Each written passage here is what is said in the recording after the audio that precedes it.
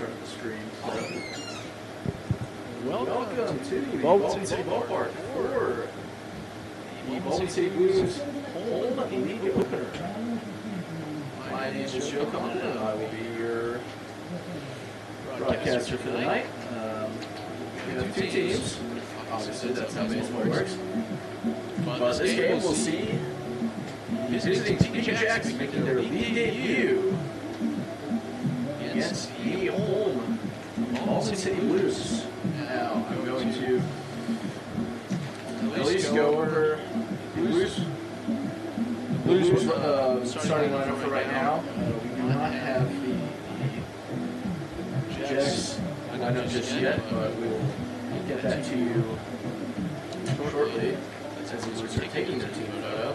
The game start probably the next 7 minutes, I would say. But for the Blues, batting first is center fielder Parker Jones, second left fielder Vernon Johnson, batting third the catcher Andrew Rubeck, batting fourth the shortstop Piper Kendall, batting fifth the third baseman Harrison Jewell, batting sixth the hitter Steve Nazzaro, batting seventh the first baseman Vincent Esposito, batting eighth right fielder Austin Rocha, and batting ninth second baseman Christian Cotwitz. On the bump for tonight, for the Blues, is Jacob Levis. The Blues started their season off on Wednesday night in St. Joseph, in a non-league game against the three-time defending Mink League champion St. Joseph Mustangs. The Mustangs took care of that game pretty handily, winning 11-4. All 11 of the Mustangs runs came in the third inning, or the first 3 innings. It was pretty much scoreless from there on out.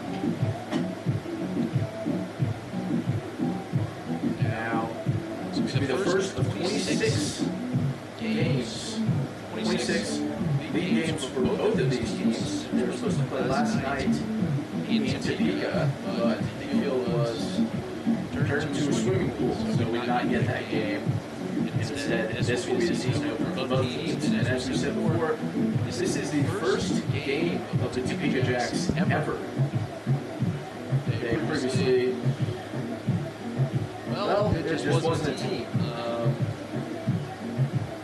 The Jacks owner is former owner and coach is former Baldwin City Blue and Indian City Monarch Brandon Wilkerson.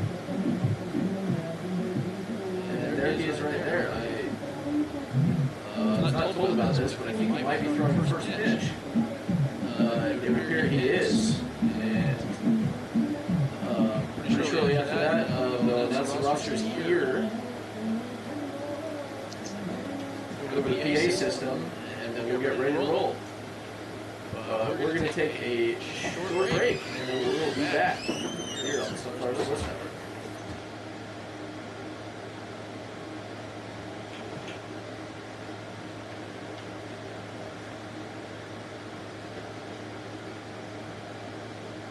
Blues Nation and Topeka Jacks fans, what I want to do now is introduce our first pitch.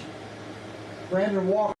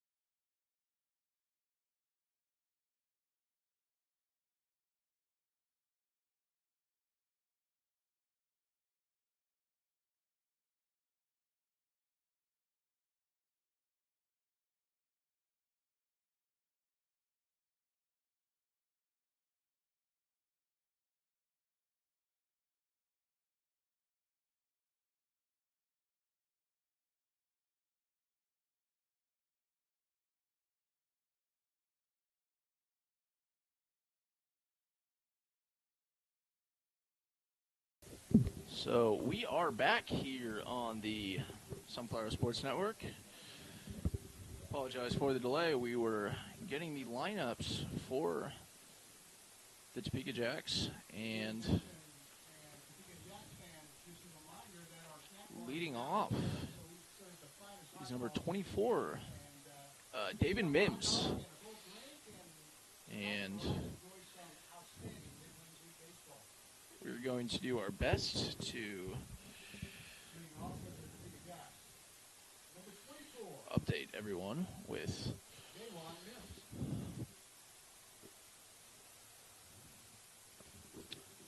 rosters and the like. The starting lineup we were given by the Jacks is pretty bare bones, so no positions, no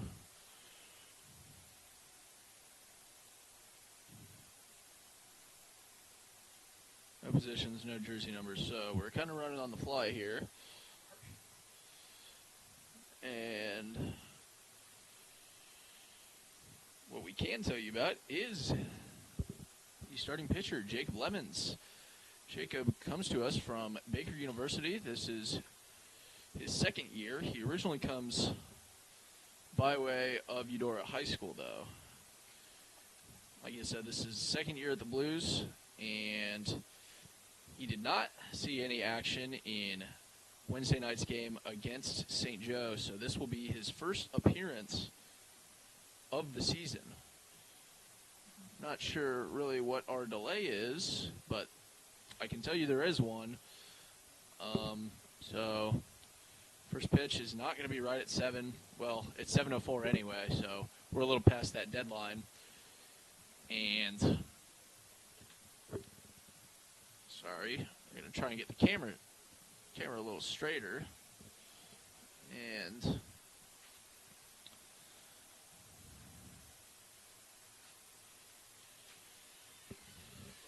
look.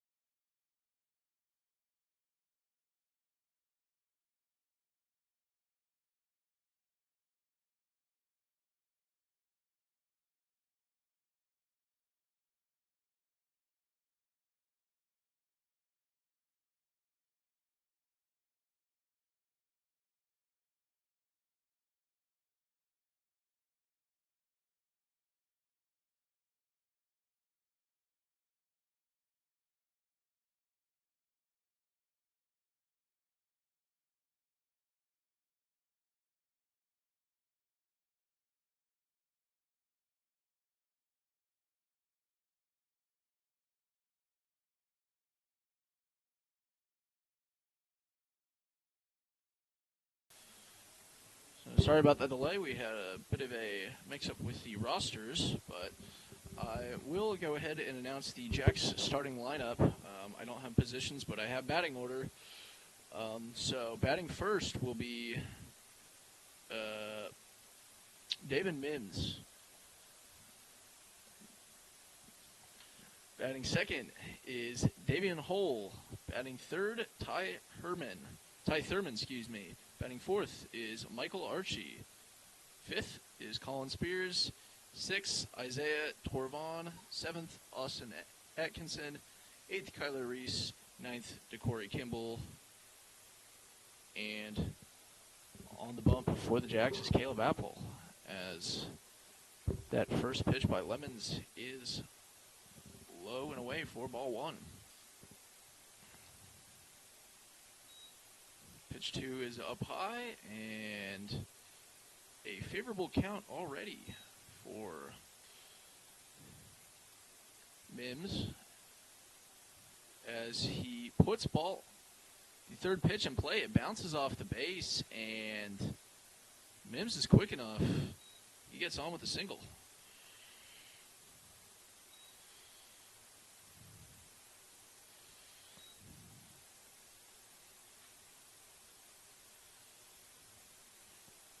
So now up is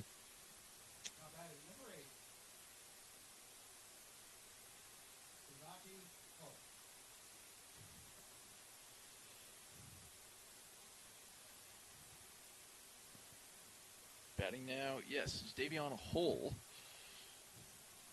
Left-handed batter, not much other information we can give other than a steal was in the cards for Mims, but it's a fly ball to center field, and it is caught by Parker Jones on the first pitch.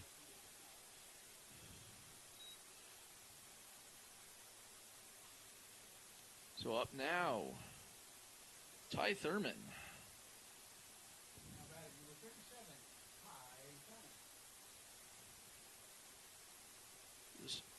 Number 37, like I said, almost no information for the Jacks as Lemon starts back to first. Nothing doing there.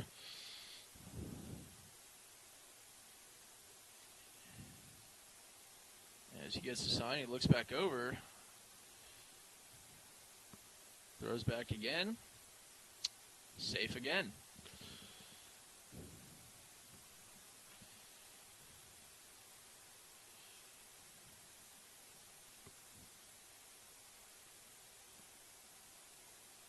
And finally throws, and that pitch is up for a ball.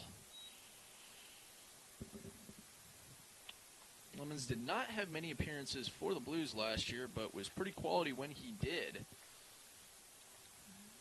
Came about halfway through the season and made an impact, usually as a reliever, as his second pitch goes for ball two.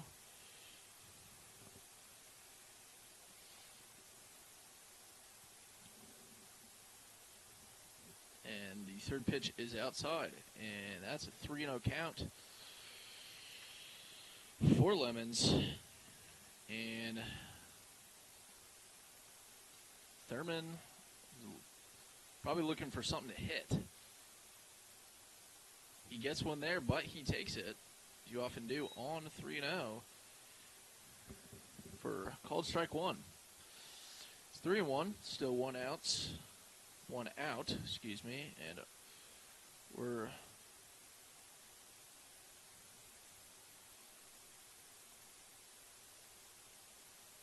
pretty early on into this game. As Lemons throws back to first again for the third time in this at-bat alone. And each time, obviously, Mims has been safe. Lemons throws this time as Mims goes, but that ball's going to be hit foul.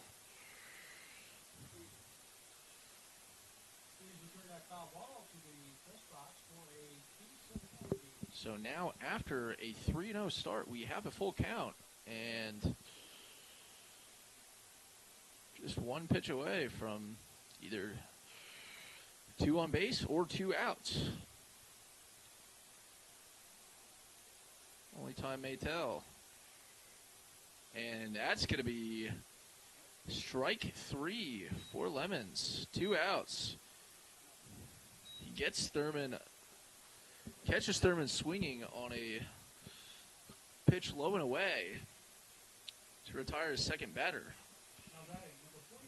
We now have Michael Archie up to bat. And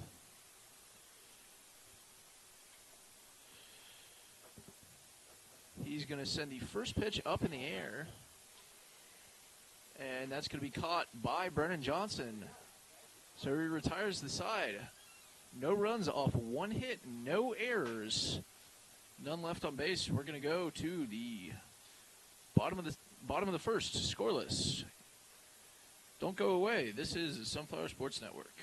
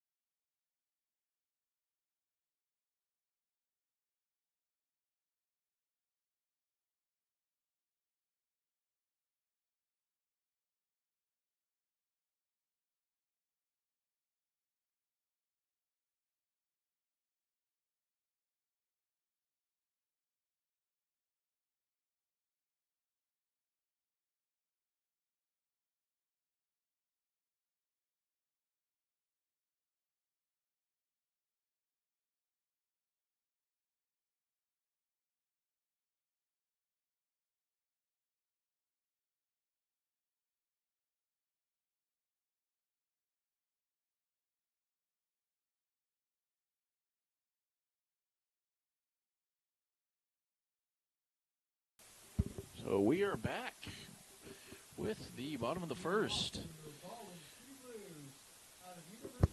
Leading off is Parker Jones. Currently playing center field tonight. Played last year for the Blues and was an all-star. Had a pretty big impact overall. Currently attends the University of Kansas as the first pitch is high and away for ball 1. But originally from Topeka, attending Hayden High School. And second pitch is pretty much splits the plate, but way too high, and even the catcher can't hold on to it. So a 2-0 count early.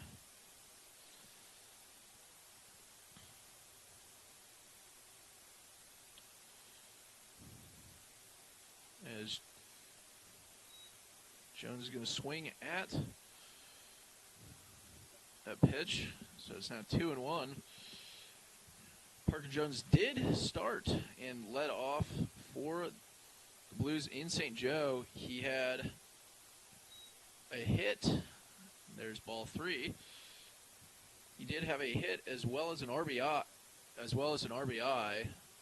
Went 1 for 3 that night.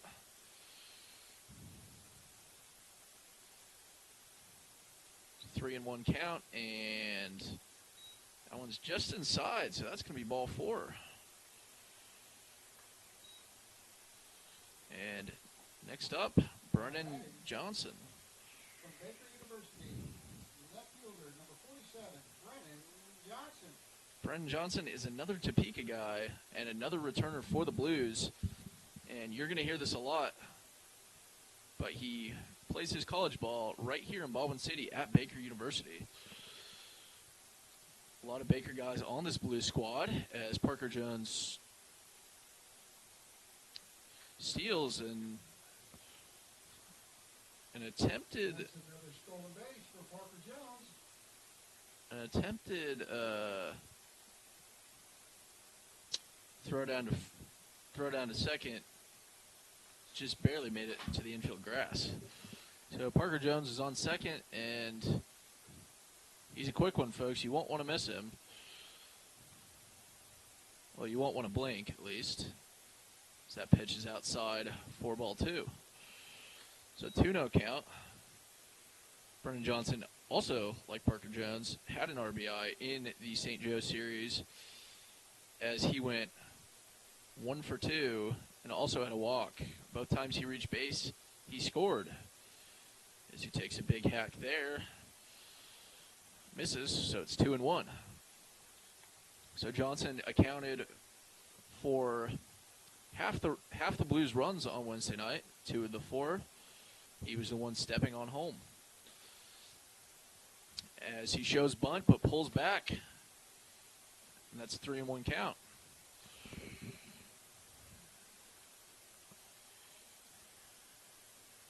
Now, I certainly understand why Caleb Apple would want to be scared. You don't want a guy like Parker Jones to just get a free base. But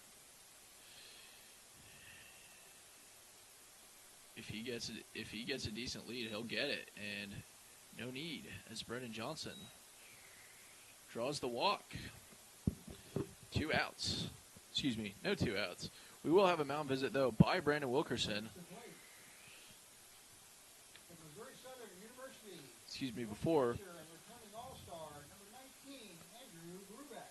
No one on 2 outs.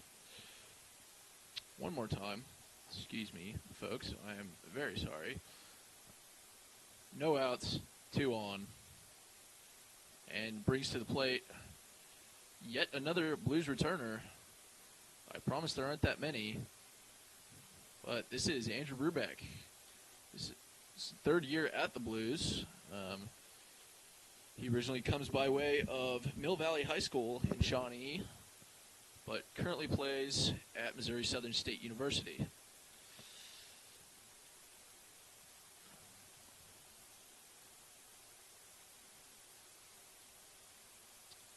And the first pitch of the at-bat's going to go low for ball 1.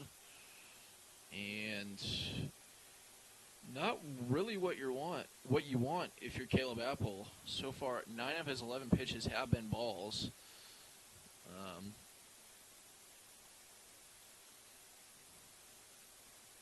And both strikes were swinging.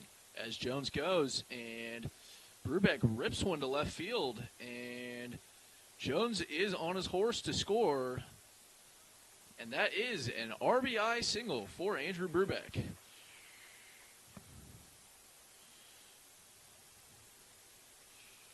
Beautiful line drive, and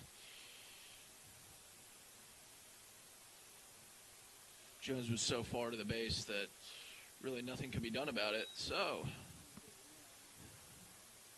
that brings up the shortstop, Kuiper Kendall, number 18.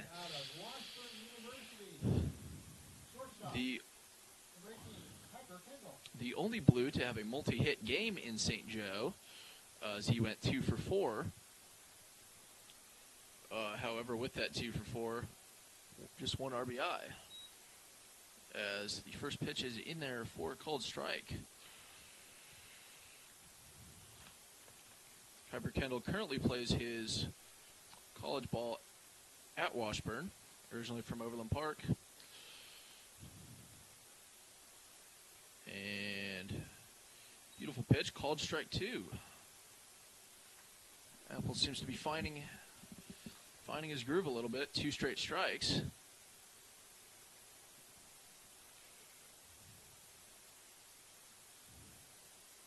As Kendall calls time.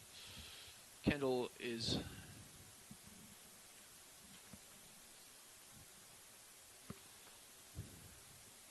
originally came out of high school from the star-studded Blue Valley Southwest, who's produced many very good prospects. His second pitch goes foul. Johnson looked to steal, but obviously nothing happening there.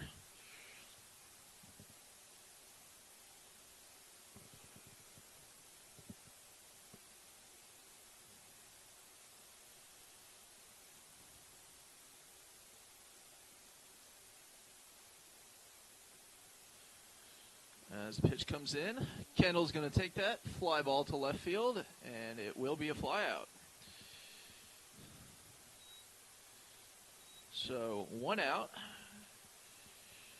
and Now batting from Topeka University, right fielder, number 5, Harrison Jewell. we're going to bring in Harrison Jewell again. He's the third baseman. Another Baker guy. Sorry, Harrison Jewell is actually playing third base tonight. He third base batting 5th. As he steps in and looks to extend the Blues' lead.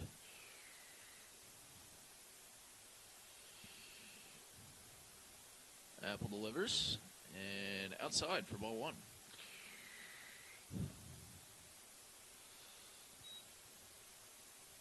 Jewell is another Baker guy, but originally from Lawrence, attending Free State High School. As he rips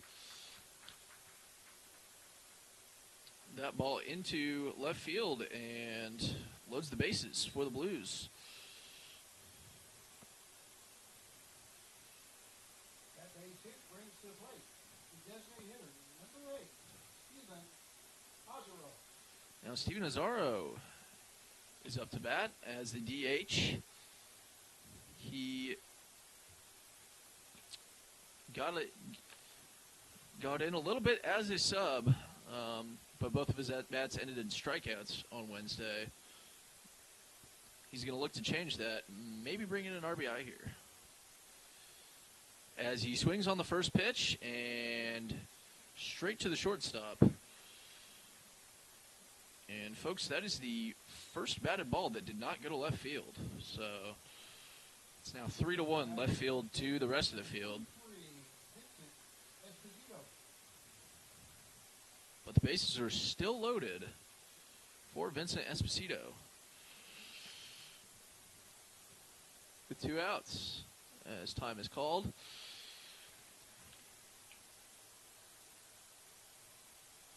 And Esposito, one of the other runs for Baker on Wednesday night. He reached base via walk in that game.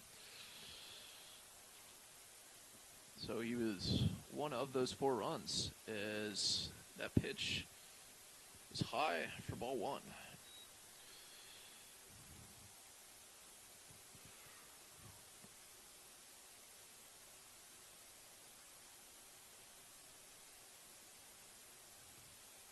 As Johnson tries to get a lead on third, and that ball is up near Esposito's head. Lucky to duck there.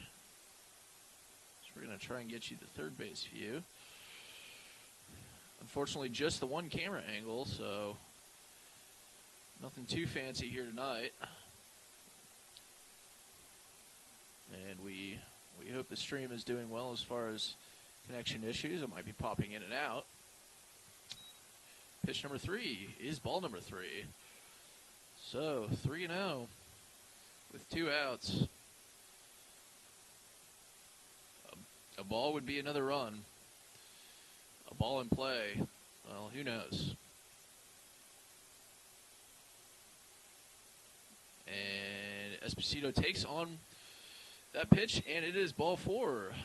So the Blues score a second run there. And that's going to bring to the plate Austin Arocha, originally from Jacksonville, Florida. Austin Arocha is a two-way player. Austin Arocha is a two-way player and currently calls local Mid-American Nazarene University home. As he swings on the first pitch and misses for an 0-1 count. I was saying Arocha is a two-way player. He pitched in the third inning of Wednesday night's game in St. Joe. Not a great outing for him. But he's going to look to change that with the bat tonight.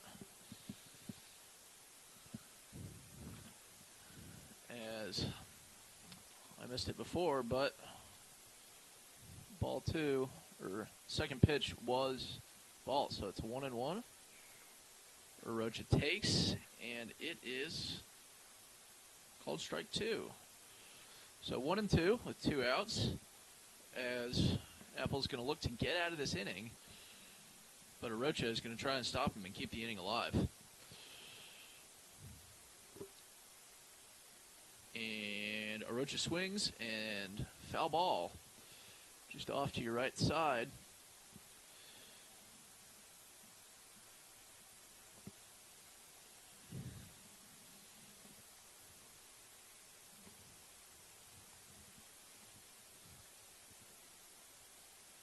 And soon the pitch will come. Arocha calls time, so not just yet. I guess this would be a time to, well, we'll wait, because the pitch is about to come. As Arocha chases a low ball for the third pitch, and he is struck out. So, 2 runs off 2 hits, no errors. The Blues lead the Jacks 2-0 after the first inning. We're going to take a short break. Don't go anywhere. This is the Sunflower Sports Network.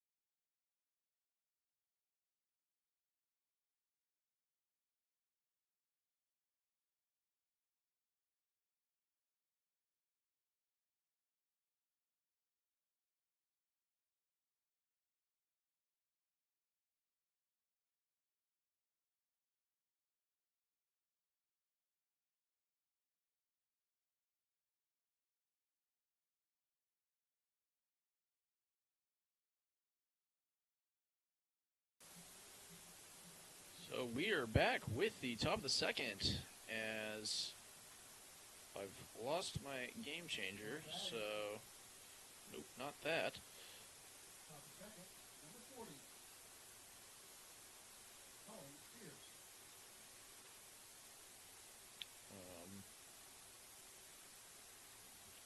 As Colin Spears swings and misses for the first strike of the at-bat. I apologize for all the delays and other things that I'm doing. We're a little short-staffed tonight, so I'm wearing many hats. As Spears sends that one out into right center field, and Parker Jones makes the grab to retire Spears.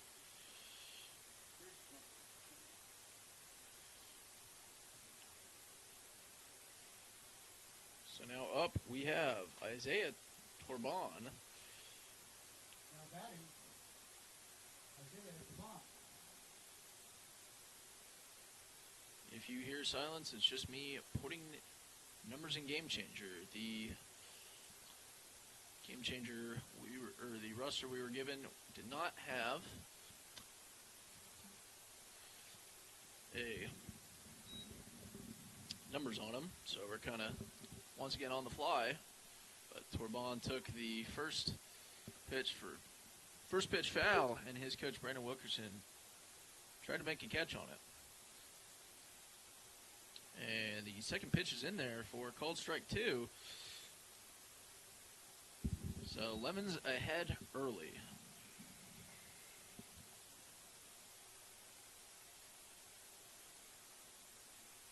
Torbon swings for strike 3, and a 3-pitch strikeout for Jacob Lemons. And funnily enough, all 3 pitches, 3 different results. Foul ball, strike looking, and strike swinging. As we bring to the plate Austin Atkinson. Now batting number 21, Austin Atkinson. Austin Atkinson, tall lefty. As Lemons delivers. Just maybe a little low. 4-1.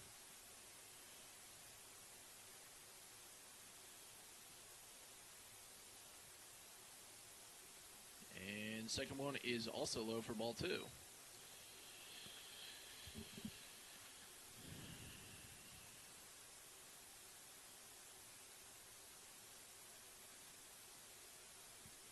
Torbon swings. Foul into the fence, and I'd be lying if I said I didn't flinch. Luckily, we are protected by both a fence and plexiglass. And if the ball goes through both, then it was meant to be.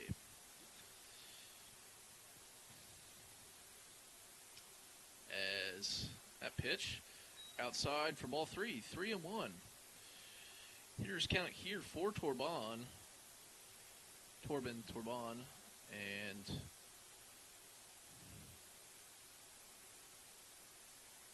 he swings at that one, so it's now a full count. Just one pitch for Lemons to get out of the inning.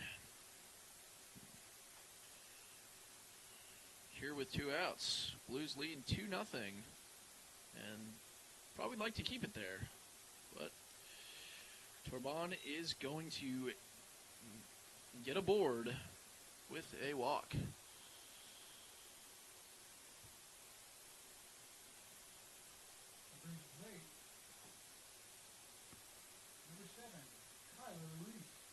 So now batting is Kyler Reese, number 7, and once we assign numbers to positions, I'll throw that in there as well. Of course, that's,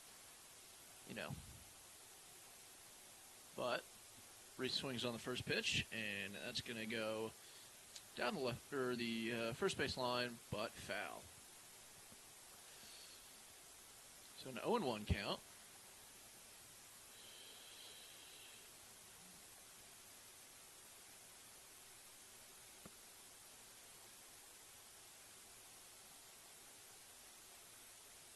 And that pitch is just going to be low and away, 4-1. So even count at 1-1.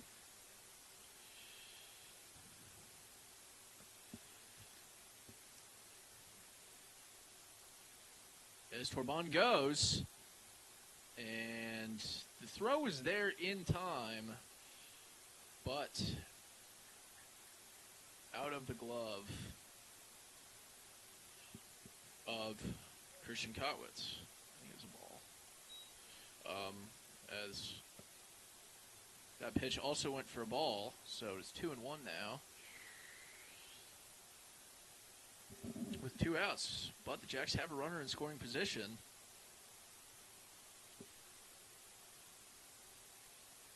And that pitch is in there for strike 2.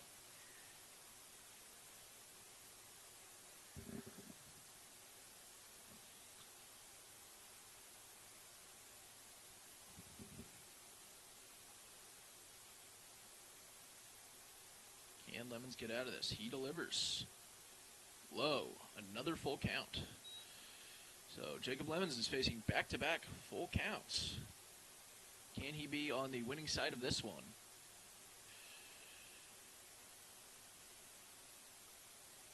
We'll see in about probably 15 seconds, maybe even less.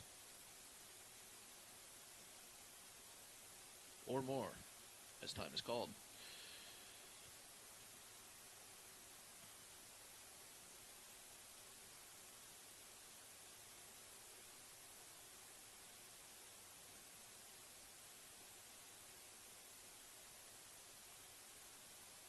And Reese is going to foul that one off. So the at-bat continues.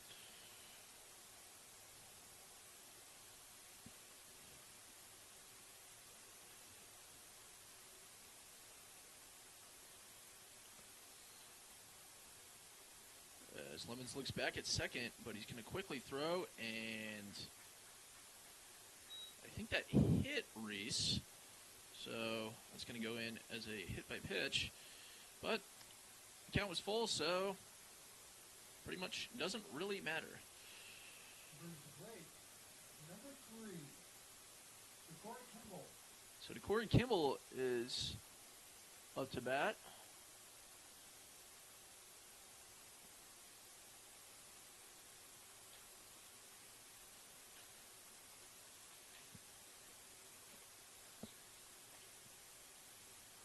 And we have all the jersey numbers set, so that's going to go first pitch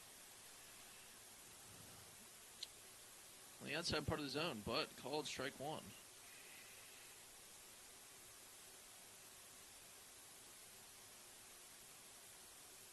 As Jacob Lemons feigns a pitch back to first, or back to second.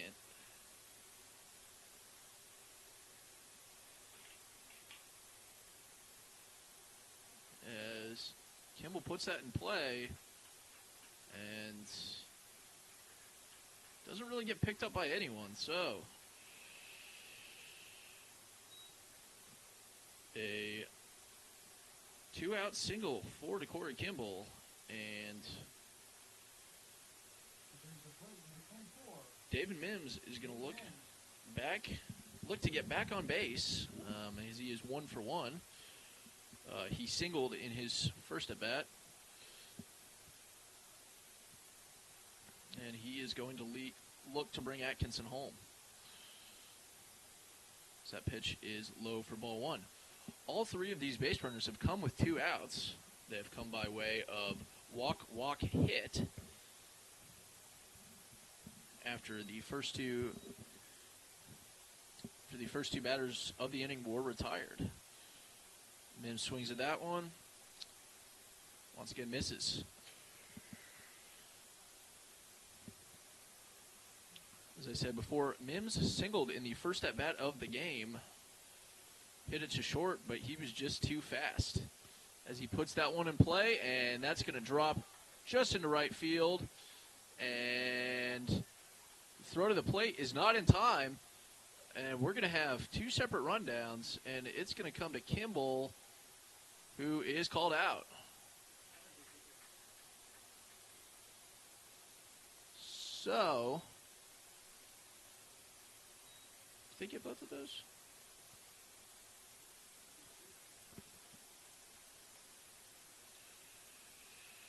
So a fly ball, we're going to count that as a single. They definitely got 1 run. We're going to double check on 2. I'm going to go check on the status of that. 2 runs. 2 runs were scored. So the Jacks tie it up in the second inning. And, well, we're going to have to, we had to score that. So 2 runs on 2 hits.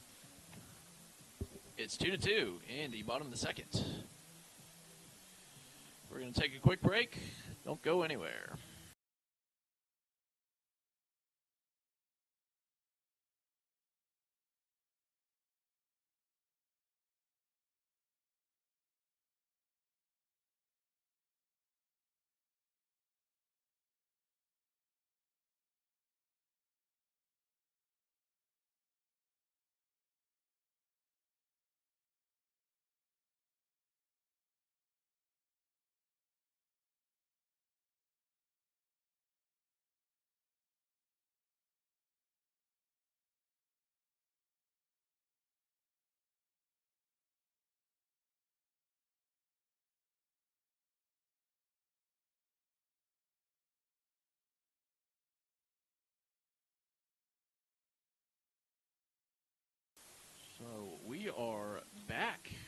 the second inning is going to start off with Vincent Esposito, who... Excuse me, that is not Vincent Esposito. That is Christian Kotwitz. Excuse me, Cameron is his brother. I saw 7 and accidentally looked at 7, the 7th batter, who is Esposito. Kotwitz is originally from Lenexa, but attended Olathe Northwest High School. As he fouls second pitch back. So we now have a 1-1 count. And Christian Kotwitz currently plays his college ball at Asbury University. And that is in Kentucky, just outside of Lexington. As he swings there. And he's now 1-2.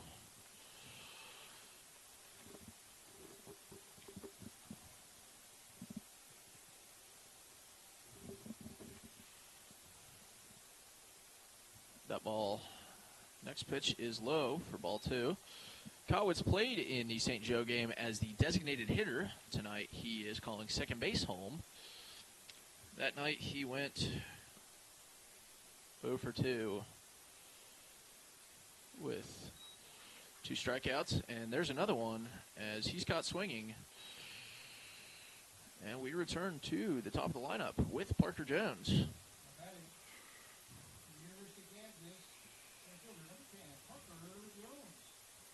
Parker Jones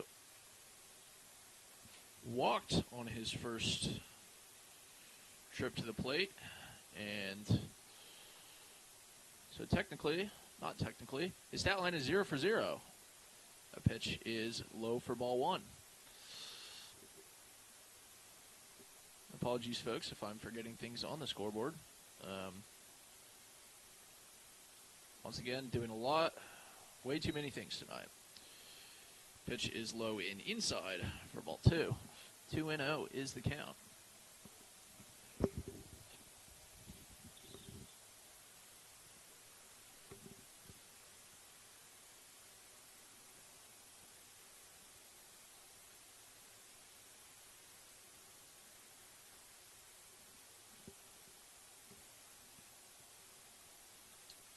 Apple delivers, and Jones chases that one, so it's a swing and miss.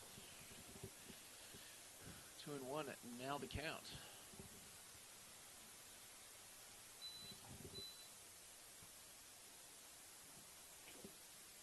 Now here's 2-1 pitch, and once again, another swing and miss.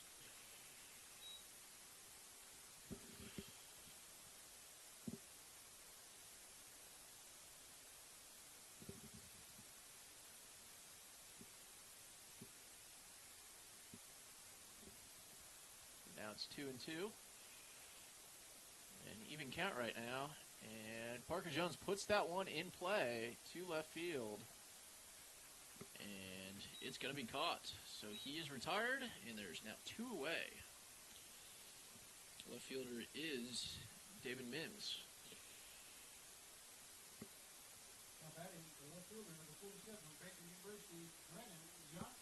Which brings Brennan Johnson up to the plate. A lefty. Johnson, like Jones, walked in his first plate appearance, and they were the 2 to score in the bottom of the first frame. But with 2 away, things are a little different this time, as that ball goes low for ball 2. So it's 2-0, 2 outs. And Johnson rips that one foul. So it's 2-1 with 2 outs.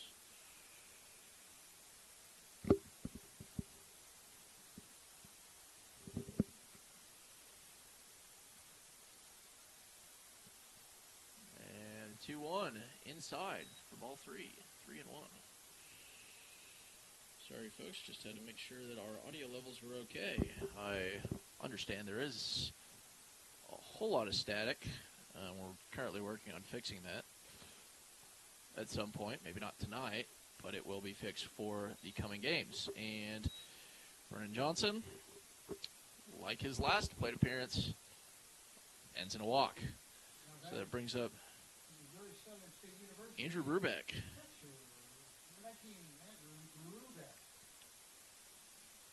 Andrew Brubeck singled in his last at bat, and that was the one that brought Parker Jones home. And he swings on the first pitch. It's a hard ground ball as he trudges to get over to first base, but he is retired.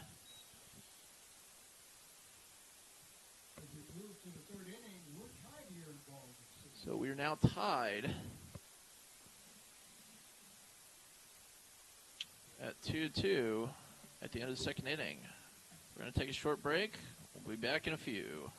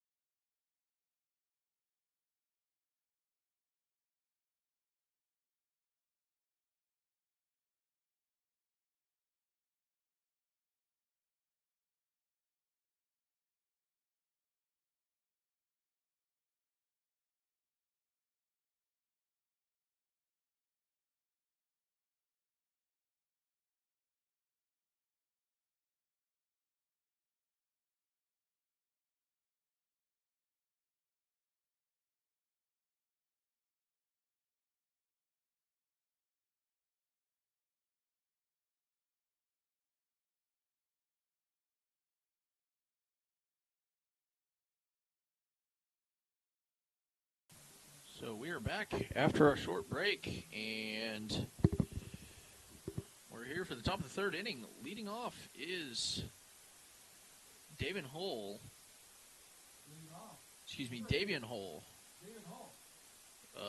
Believed to be the designated hitter.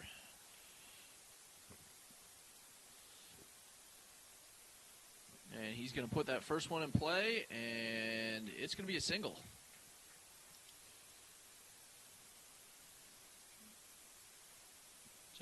Just simple line drive. On base with no outs. Ty Thurman now up to bat. And in his last at bat, a forward's K. Struck out swinging. As Lemons throws back to try and get Hull, but nothing doing.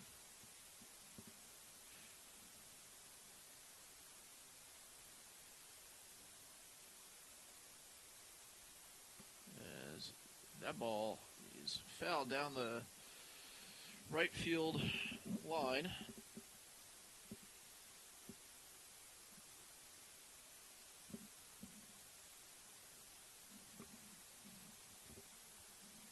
So it makes the count 0-1.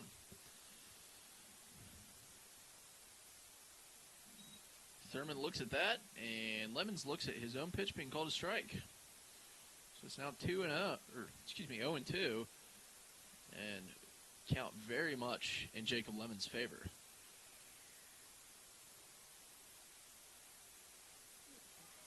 But Thurman, oh boy.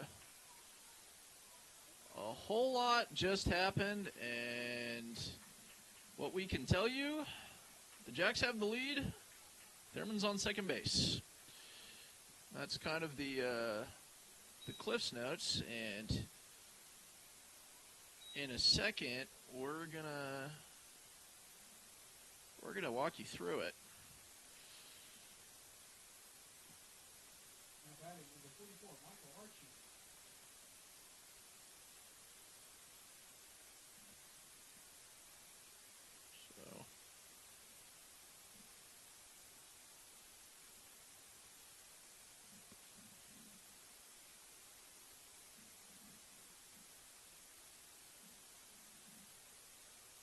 Michael Archie is up to bat as he takes ball 1. So we're going to try and walk you through that last play. So it was a line drive to right field. Hole being as fast as he was, got to third as that ball is in for strike 1. Now have a 1-1 count. Hole as fast as he was, got to second, started running to third. The cutoff man threw to third. Pitch got away from him as that ball is way for a ball. 2-1. As the ball was misfielded by Harrison Jewell, Hole ran home and Thurman to second, giving the Jacks the 3-2 lead. And Archie takes a big cut there and cuts only air.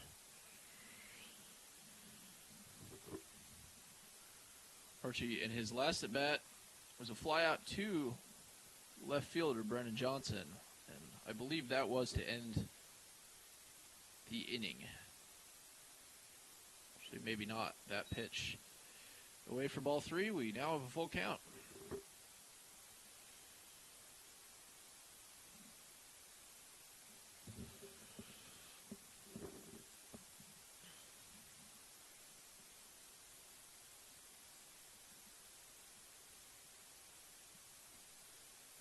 As Lemons throws back to second, gets the ball to Kotwitz, but Kotwitz was not covering the bag.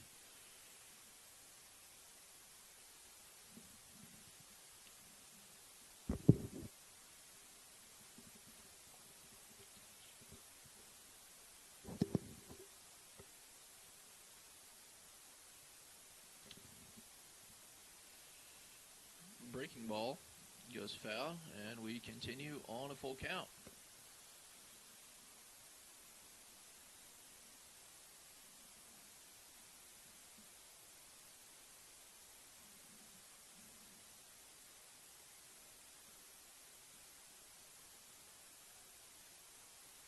And ball 4.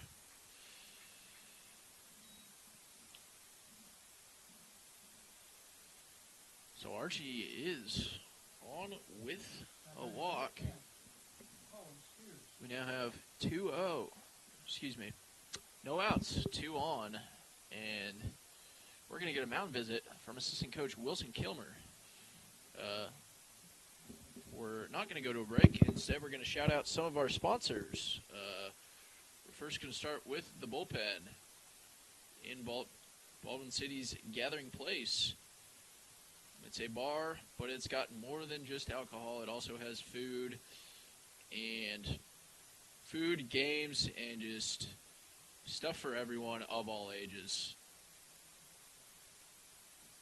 Go to the bullpen when you're not here at the ballpark and you're in Baldwin City. Get a drink, get a taquito. They're pretty good. I've had them.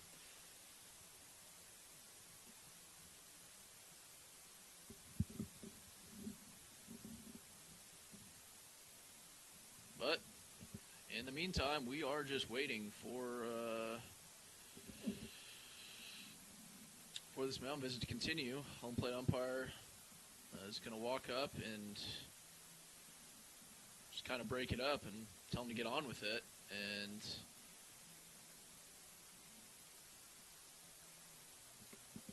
there's a whole lot going on right now. A lot of movement, and baseball is not always synonymous with movement. So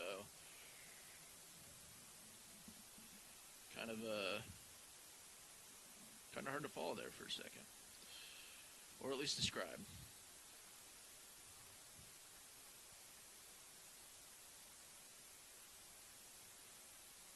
As Lemon's first pitch of the at-bat, low, just bouncing, 4-1.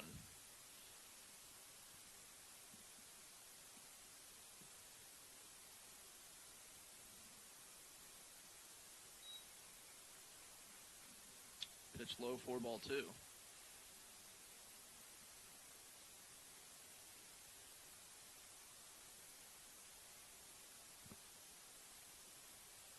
And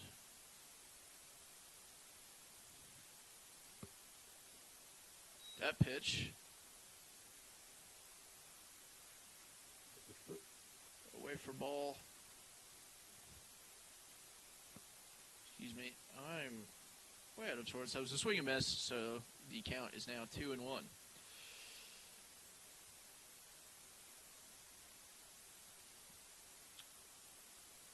Lemons deals, and it's called strike. 4 strike 2.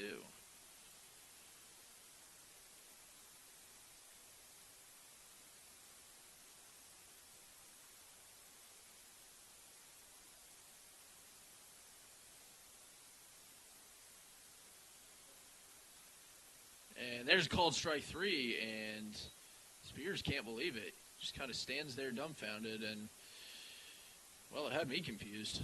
But there's 1 away now. 2 still on base. That's going to bring up Isaiah Tourbon. Tourbon was one of the first base runners for, actually, excuse me, I had that completely wrong. In his last at bat, he struck out swinging as he swings there for a foul ball.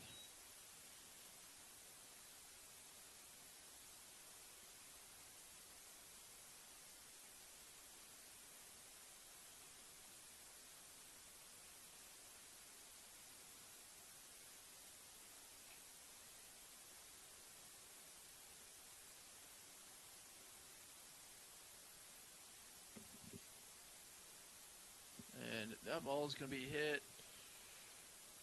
right field foul and out of play, so nothing we can do about that. As Arocha went for it, but it ended up bouncing off the fence in right field. Not the right field fence, but the fence in right field.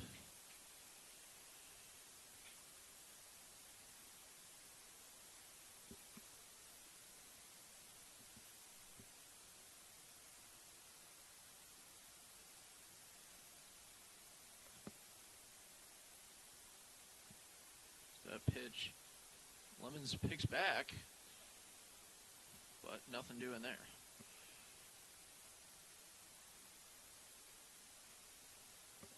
Folks, I think I might have fixed our sound problem, or at least I hope I did.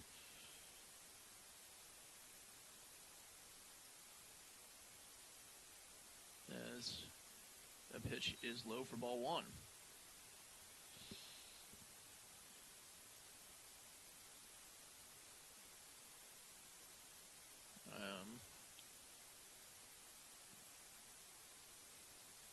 Lemons delivers. In there for strike 3. 2 straight. Backwards K's for Jacob Lemons.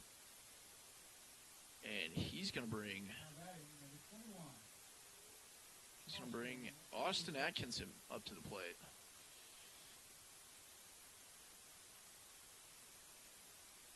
Atkinson on his last at bat. Well, it wasn't an at bat. It was a plate appearance, and he walked.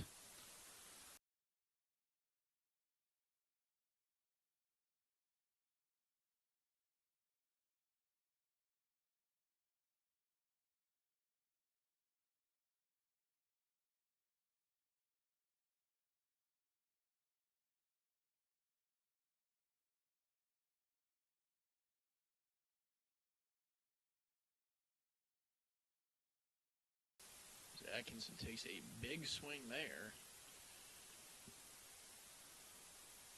And I think I may have fixed some of our audio problems, at least a little bit.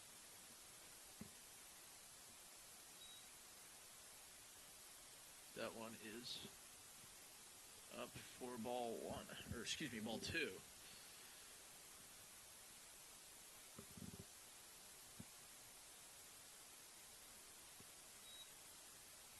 Atkinson takes that back into the the fence behind him. It's now 2-2 with 2 outs. And also 2 on base. Lemons delivers and gets his 3rd straight strikeout. This time swinging. So, 1 run off, 2 hits, and 1 error. The Jacks have taken the lead in the middle of the third. Don't go anywhere. This is the Sunflower Sports Network.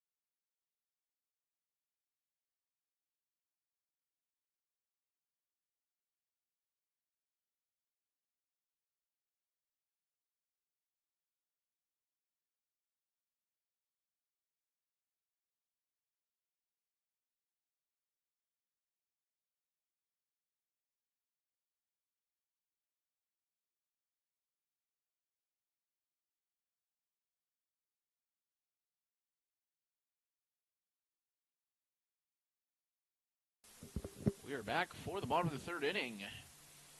And it's going to be Kuiper Kendall to lead it off.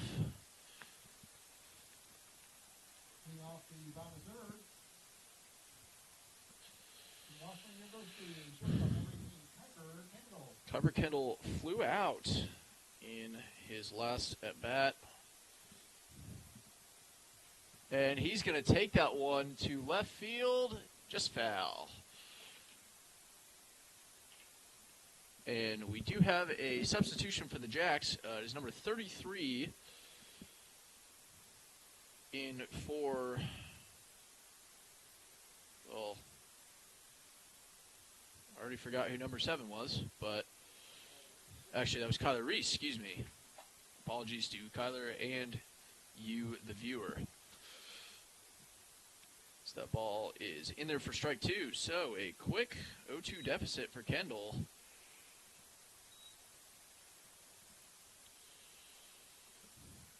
As he calls time.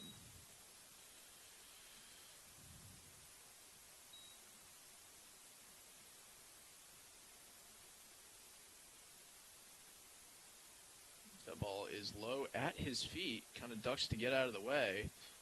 And we now have 1 and 2.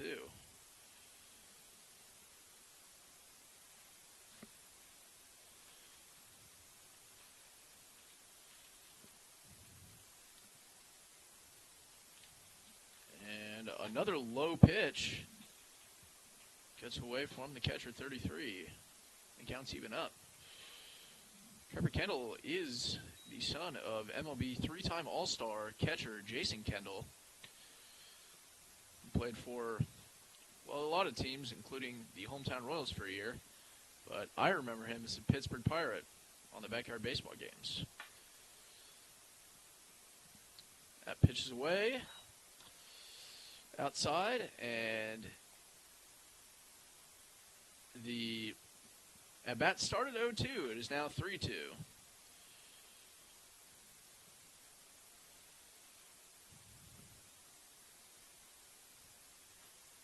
And, well, 4 straight walks. Excuse me, not 4 straight walks. 4 straight balls, although the Blues would like 4 straight walks. Folks at home, you might not, because 4 walks is kind of boring to watch.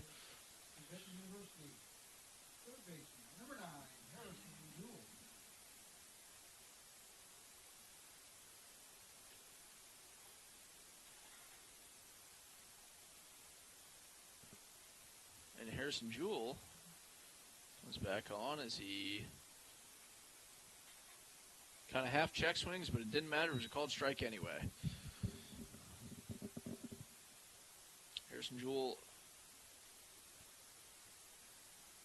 singled to left in his last at-bat as he takes a big hack there. And quickly in an 0-2 deficit. Now, I hope we fixed some of the static problems. I know that it was bad before. I did a little testing myself, and it seems to be better, at least. As Jewel takes that one over to right field and out of play. Please return that foul ball to the press box for a piece of candy. So $4 million. Not sure which one will be, but it'll be one. Unfortunately, we can only turn up the gain on this thing so much. And on both the computer and the board before the static gets worse. And Jewel takes ball one. And while Jewel takes ball one, Kendall takes an open second base. So stolen base for him and a running in scoring position for Baldwin City with no outs. Jewel calls time, but the pitch still went ahead and happened. It was a hard ground ball to third. A 5-3 put out and one away. And as that happened,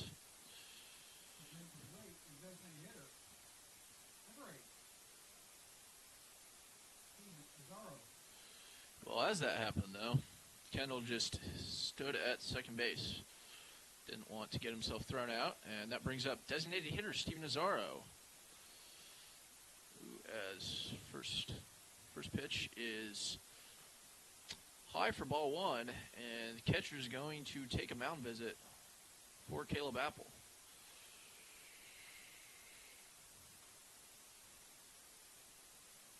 Well, in other sports news, Churchill Downs has suspended racing currently after the 12 horses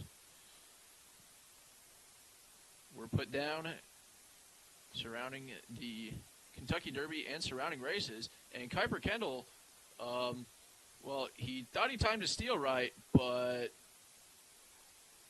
he's going to get thrown out on the base paths.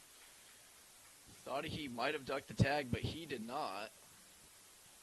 And, oh, excuse me. There are now two away.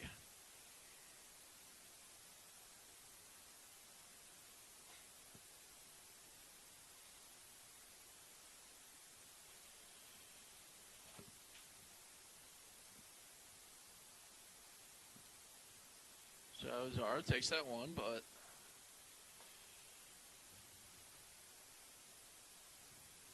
foul ball. So it is now 1-1.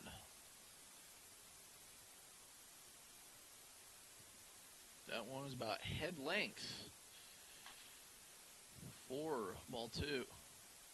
And the fortunes really have changed for the Blues. They had a man on second with no out, and now they have no men on with two outs and no runs from it. That ball's going to be low and away for ball three. So it's a 3-1 count.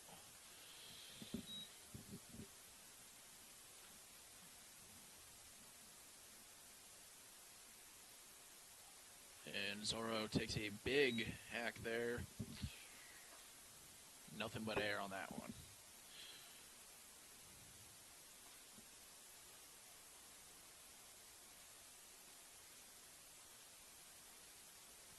And he does it again. Strike three.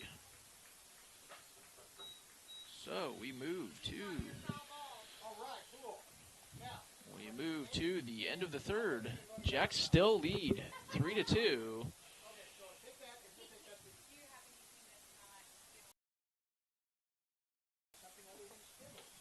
But Jacks lead 3-2. This is Sunflower Sports Network. Don't go anywhere.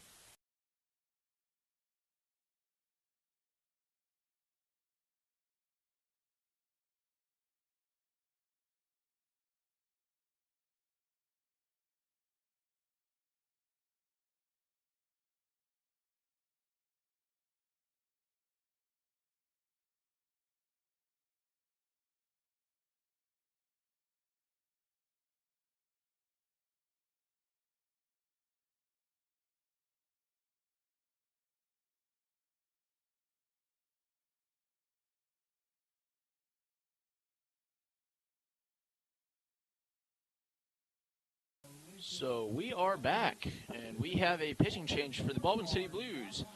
It's going to be Tucker Russell. Russell makes his first appearance for the season. Had 0 innings pitched, did not appear in Wednesday night's game. However, had 12 appearances for 21 innings in his freshman year at Highland Community College. But Russell is originally from Olathe, a graduate of Olathe South, which makes him a Falcon. Your attention now pitching for the Baldwin City Blues from Highland Community College and out of Olathe, Kansas. Number 14, Tucker Russell. And number 33 is going to come to the plate. Still don't know who he is. We just know he's a catcher. Now batting, number 33, to the Jacks, the catcher. And this is going to be his first plate appearance as he replaced. As he swings for strike one, but as he replaces Kyler Reese, and that ball is fouled for strike two. So 0-2 early into this fourth inning, and after about an hour of play, the lights are on. The sun's not quite down yet, and a lowish but down the middle strike three.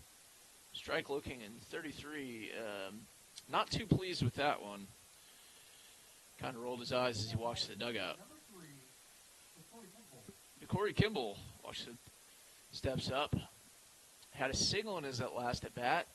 That one is high for ball one.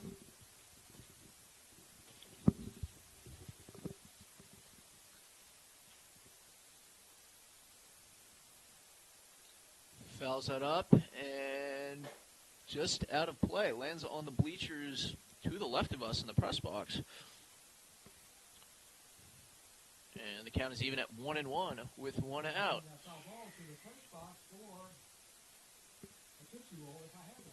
We've drawn a pretty decent crowd here tonight for opening night at the Blues.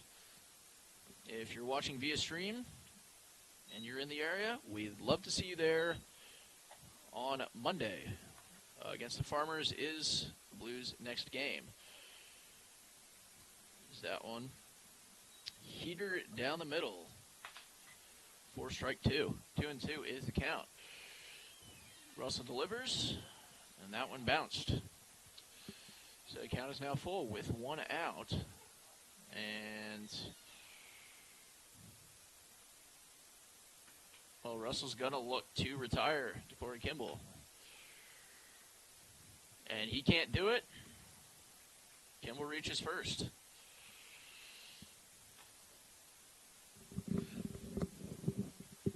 So 1 on, 1 away, and that's going to bring up the designated hitter.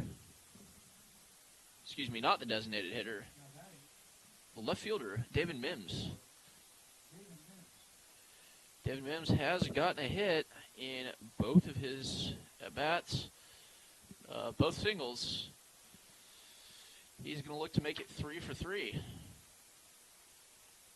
as he hits to short, and, well, he reaches base, but by way of fielder's choice, off a hard ground ball to the shortstop, Kuiper Kendall.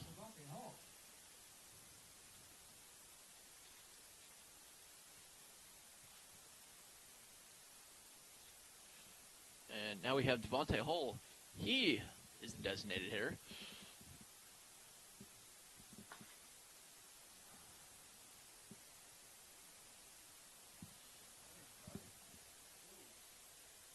And Tucker Russell back picks to Mims, but can't get anything done there. Mims has now reached base on all 3 of his at-bats as the first pitch of the AB goes for a foul ball.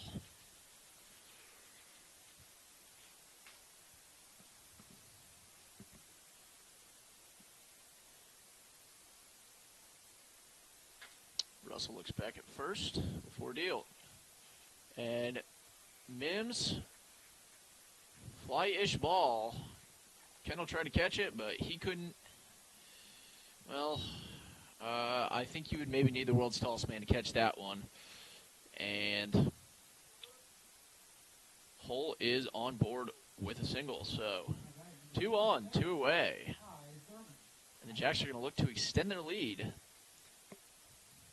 Lead is currently 1. We'll see if that gets any more, not any more, any bigger. As on the first at bat, it is a ball, but it doesn't matter. Mims is caught stealing. That caught stealing by Andrew Brubeck is another thrown out. He was gone by a mile. Andrew Brubeck. And Andrew Brubeck with the putout, and we go to the bottom of the 4th. No runs, 1 hit, no errors. Lead 3-2, so the lead did not get any bigger. We're going to take a break and be back in a couple.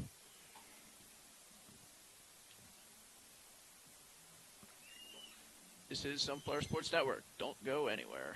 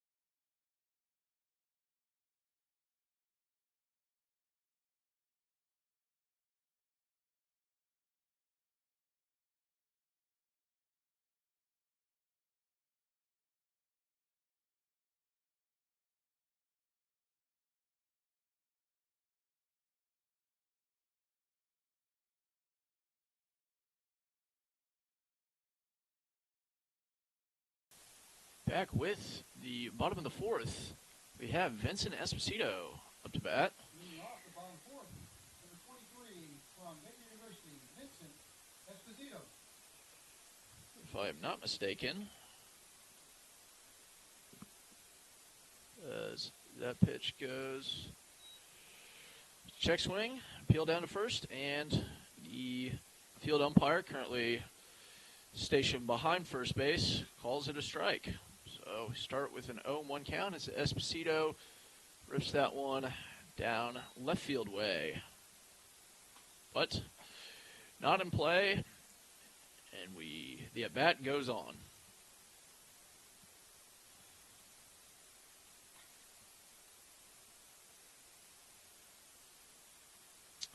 That pitch is low for ball 1. Esposito is 0 for 0. Reached base on a walk in his last plate appearance.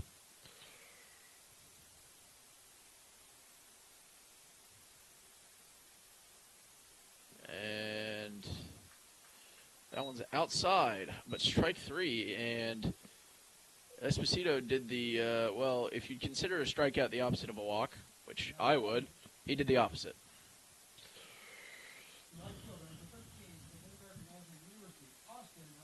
It's a real George Costanza move to do the opposite. But we move to the next batter, Austin Rocha, right fielder.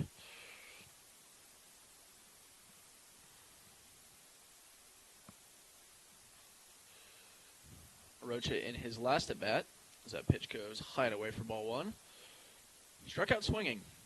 So this is his second visit to the plate, and he's going to hope to make it a better one. And he makes contact, but sends that one sky high and corralled by Torban for out number 2.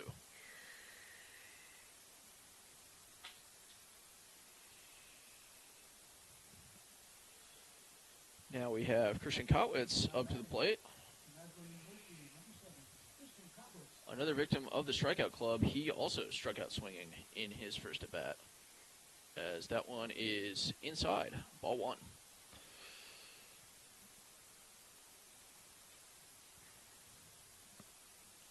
We're looking to update you on some of the, as Kotwitz takes that. We're going to call it a base hit. I'm the scorekeeper, so just went through the glove of Ty Thurman, and he wasn't able to get anything on it. So Kotwitz is on base with a single, and that brings up Parker Jones. Jones is 0 for 1 with a walk and a fly out to left, as Apple throws back to first base, hoping to catch Kotwitz off guard, but Kotwitz is a little too fast for that. Throw also wasn't very hard, but I digress. That throw was a little harder, but up near Jones's head, at least that height. So we have a 2-0 count.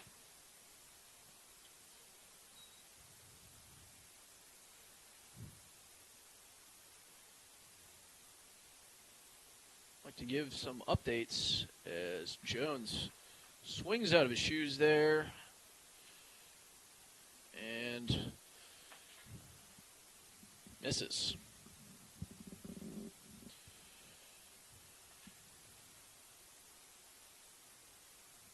Jones gets a hold of that one, but hard ground ball down the third base line. I'd like to update you guys with some of the NCAA baseball regional scores.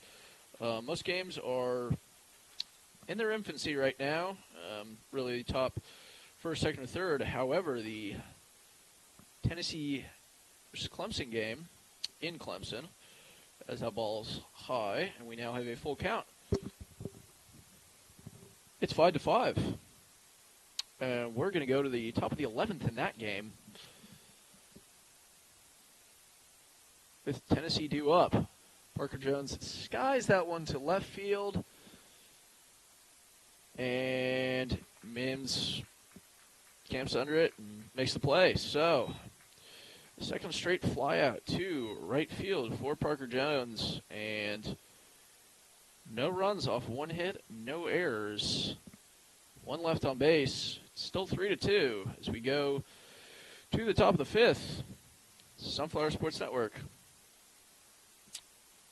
We'll be back in a second.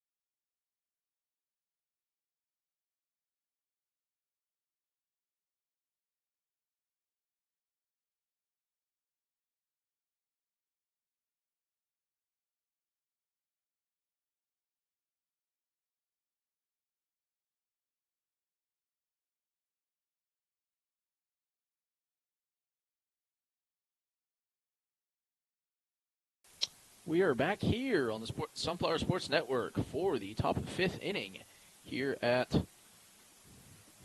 once sunny Baldwin City Ballpark. The sun is starting to set. A nice pastelly, I wouldn't say pastelly, but a nice sunset over left field. Well, really all around, but point is the sun's going down. Ty Thurman is up to bat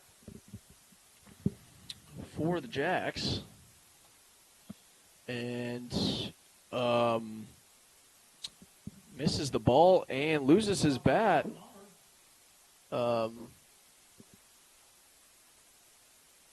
that ball or that bat was let go in its entirety. That was not a broken by the air bat. Just, I don't even know how a bat would be broken by the air, but I'd imagine it's somehow possible. Regardless, it's 0-1. Now it's 0-2 after a called strike on the outside part of the plate. As Russell deals, can't get it there, and that was not the freeze you saw running by your screen. That is Jack's coach, Brandon Wilkerson, running to his post as the first base coach, and foul ball, and, well, Thurman might need some pine tar. He's lost his bat again. I'm sure he can find some from either George Brett or Hot Hands. And that joke will be understood by about 4 people.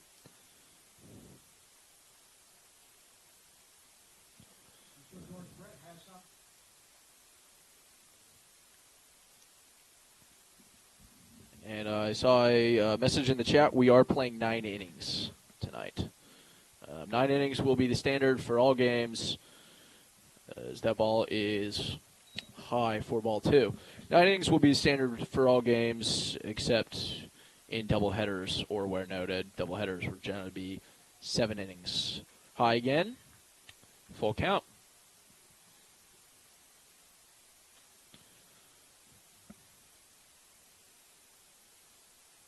And Thurman with a foul ball. And the at-bat continues. Time is called, but time in. And another foul ball from Thurman. Really battling here. I think that's the 3rd foul ball since there were 2 strikes. And Thurman worked his way up to a full count and is not rewarded there. A K for Tucker Russell.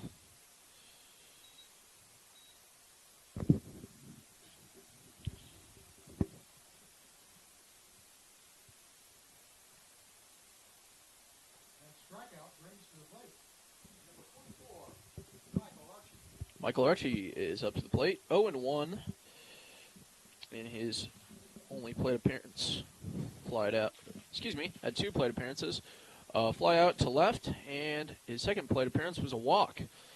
He almost took the painful route. His ball up by his head, but I think his life might be more valuable than a base, and he ducked away for it. That ball's inside, and quickly 0-2.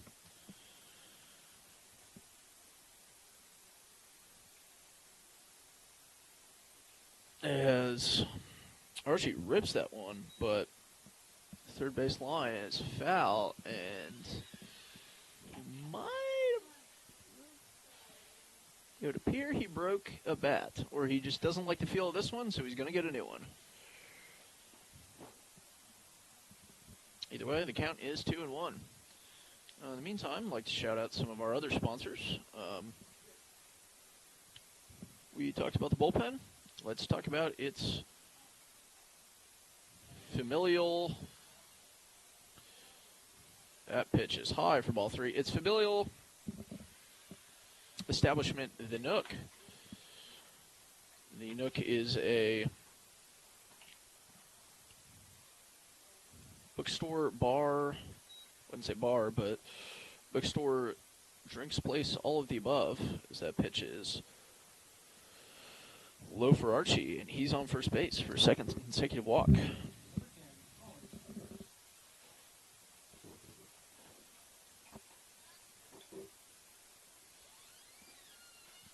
But the Colin Spears is up to the plate with a runner on first, 1 out. Russell throws back to try and get Archie. Archie's quite safe there. But the Nook's kind of got all you need, and it is located in downtown Baldwin City. It's got very nice outdoor seating. as that one goes foul for 0-1. Excuse me, I know it said 0-2 on there. But downtown Baldwin City, if you're ever in the area,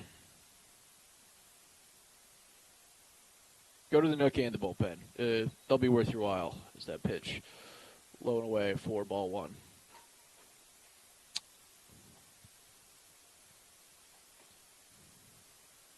As Archie goes, and out by a mile. Another one out by Gunslinger. I don't even know if that was a ball or a strike. I think it was a ball, so we're going to say it was. Either way, it was a caught stealing. We do know that part, so there are 2 outs. As that ball goes foul, so we have 2s. 2, 2, and 2. And folks, I know my ad reads aren't the best. I promise I'm not reading off a script. Now, I don't know whether that's better or worse for me. As Spears takes that to right field, and Roach is going to trip, and Spears is going to trudge his way to a triple. Did not look the fastest there, but he got the job done. He's on third base safe. And he might have done it faster than me. So I have little room to talk. But that is the first triple, maybe of the entire league of the season. Certainly of either of these 2 teams. As Torbon swings and misses in the first pitch of the inning.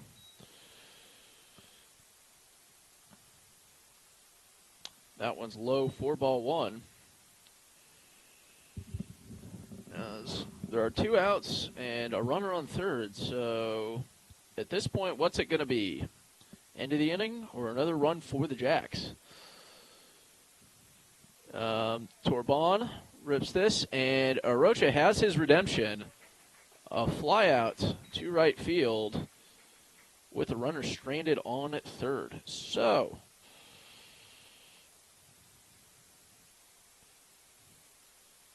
I would say that's a line out. Excuse me, I have to.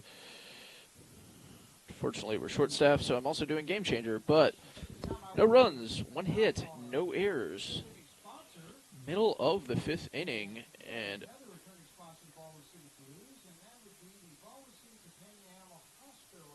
I'm gonna leave it. No, we're gonna cut to break for just a second, and we will be back in probably about 45 seconds. This is the Sunflower Sports Network.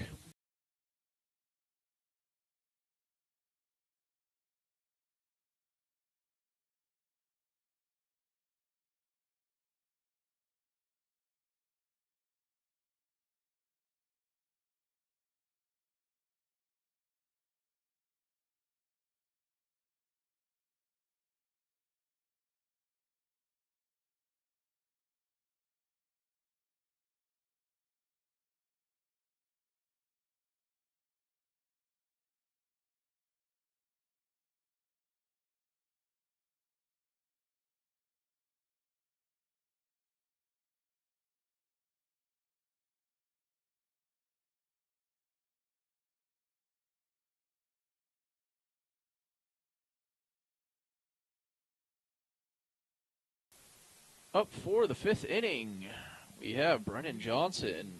He's going to lead off the inning.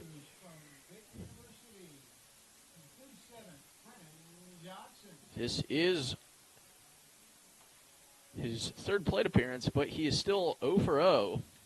Has not recorded an at-bat in this young Mid-Plains League season, as he chops that one foul to first base. He's not recorded an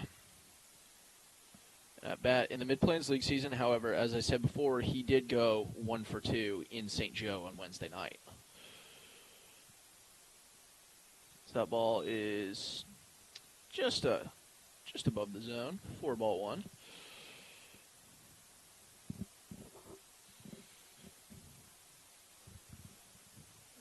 As he looks to, well, there's ball 2.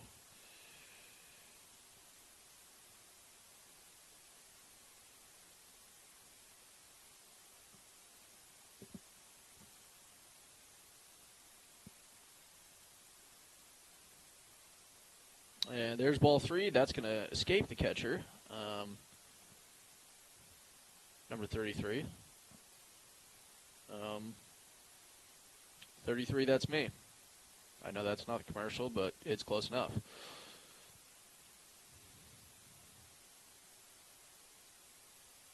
And that one's above Brennan Johnson's head. And so 3 plate appearances, 3 walks for the left fielder. Missouri Southern State University catcher, number 19, Andrew Brubeck. Andrew Brubeck comes up to the plate, and he is someone that has recorded not just plate appearances, obviously, as Apple throws over to first. Can't get Johnson there. But Brubeck does have 2 at-bats. Put the ball in play both times. A single and a ground out. Both to the left side. As Johnson goes, and the throw is there just a little too late. And That stolen base brought to you by Brennan Johnson. Brennan Johnson is very speedy.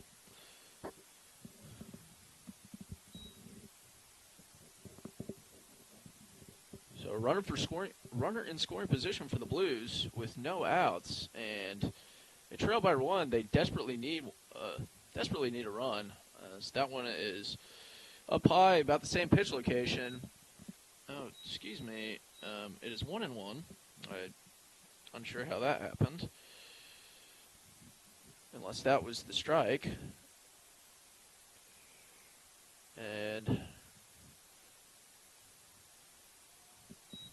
Brennan Johnson is kind of trying to play chicken.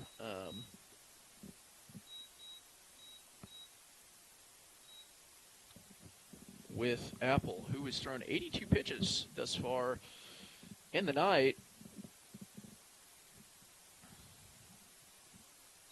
As that one low for ball 3. So 3-1. Still about the same place we were. Just, 3 pitches. That made no sense, but I don't often make sense. Buckle up, folks. You have me for the season. Unless you're a Jacks fan, then you only have me for another game. As that one is outside for ball 4. So, Blues have 2 runners on early in the inning. Kuiper Kendall up to bat, as Brandon Wilkerson has a mound visit. We're just going to make a mound visit, and as we do that, I guess we can shout out some of our sponsors. Some more. The Baldwin City Companion Animal Hospital is, well, it's what it sounds like. So if you need help for your pets and you're located in the Baldwin City area, come on down to the Baldwin City Companion Animal Hospital, located, I'll pull out the address. I apologize once again. I am doing all of these on the fly. So, Baldwin City Companion Animal Hospital, located on 504 M Street, right next to the Quick Shop, or in between the Quick Shop and the Lodge of Baldwin City.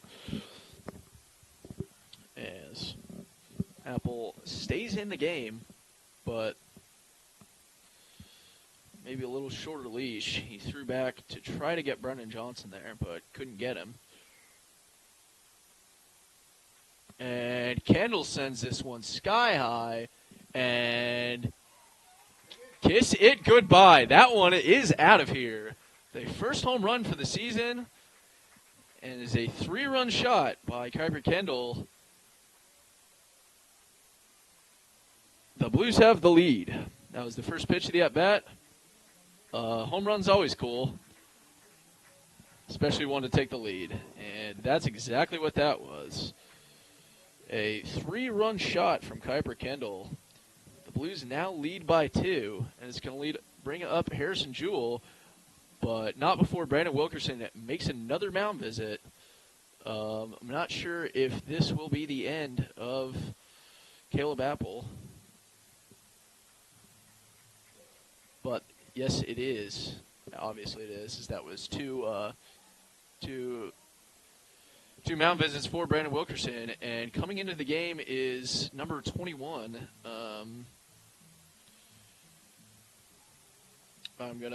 We have some jersey numbers, so I'm gonna look and see if I can suss out who this is, and well, I can't. So I don't know who number 21 is, but he is the new pitcher either way. I guess I'd be stating the obvious if I said he's tall. A left-handed pitcher.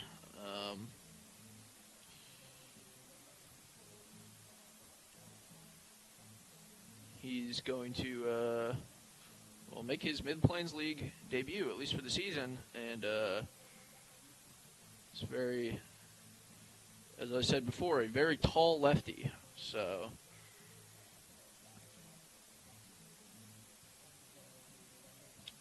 we're going to take a break real quick while he finishes out his pitches, or his warm-up pitches, and we'll be back in a couple.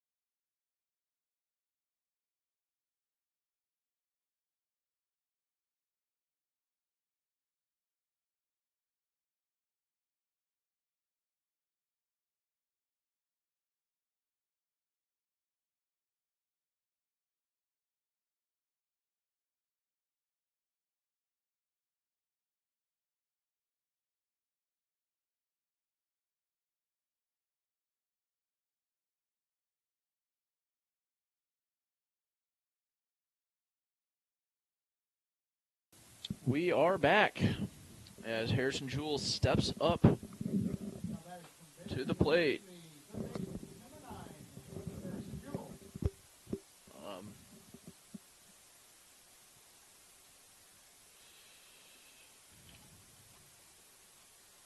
He is 1 for 2 in his 2 at-bats, and that one is up pretty close to his body, but he's able to get out of the way before anything bad happens.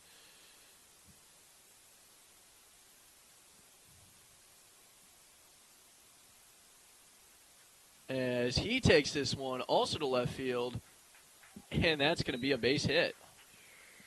He comes in, easily gets the single, and Double brought to you by Harrison Jewell. tries to tempt fate. Brings to the plate. The designated hitter from Oklahoma State University, Steven Pizarro. Tries to tempt fate with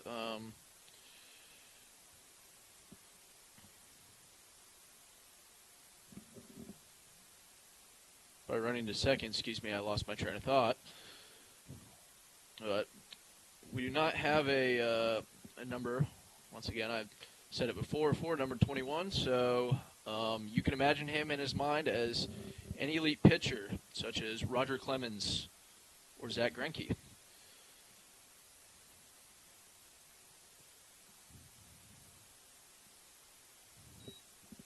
Not a pitcher, but another elite baseball player, even a Hall of Famer, and in the 3,000 hit club, Roberto Clemente.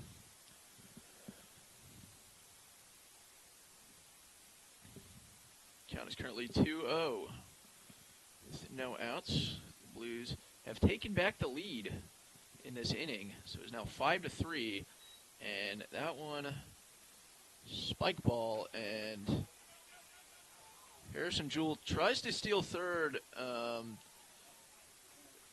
Catch was, or not the catch, the throw was awry, and he Stolen base and run scored brought to you by Harrison Jewell. we're going to call them both a stolen base. He gets 2 stolen bases for that. 2 stolen bases. 2 for the price of 1. And that pitch is high. A 4-pitch walk to start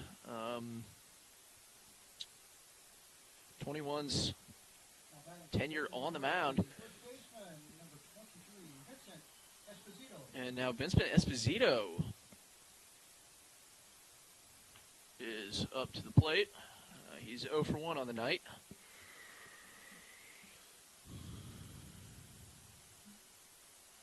The product from Rock Island, Illinois, coming to Baker University this coming fall.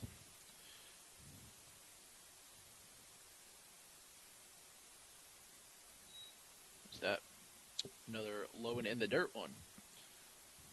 Like Vincent Esposito, I went to Baker University, but unlike him, I will not be returning as I have graduated.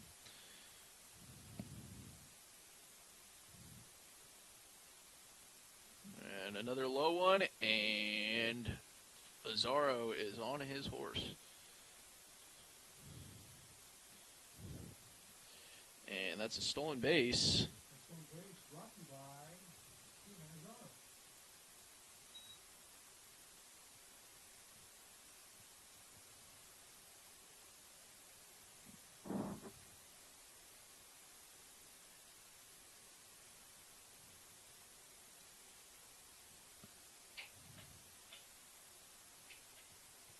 So 2-0, or 2-1, no outs here.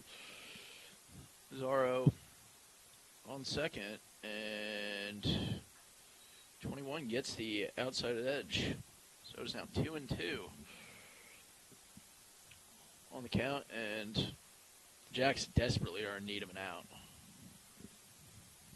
No outs and 4 runs scored in this inning alone.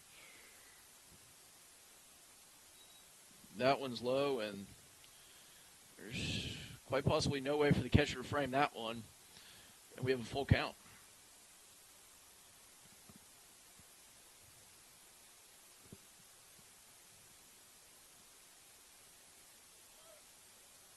And ball 4.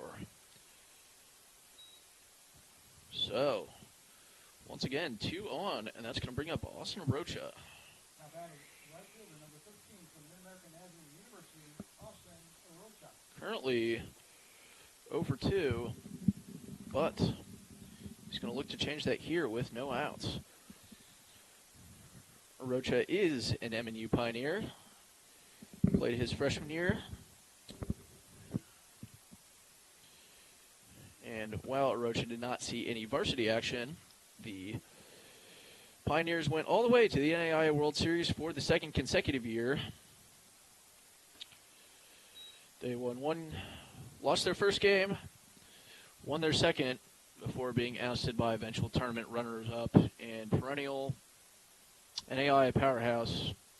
Some call them America's team, Lewis and Clark State. As that one's low for ball 2.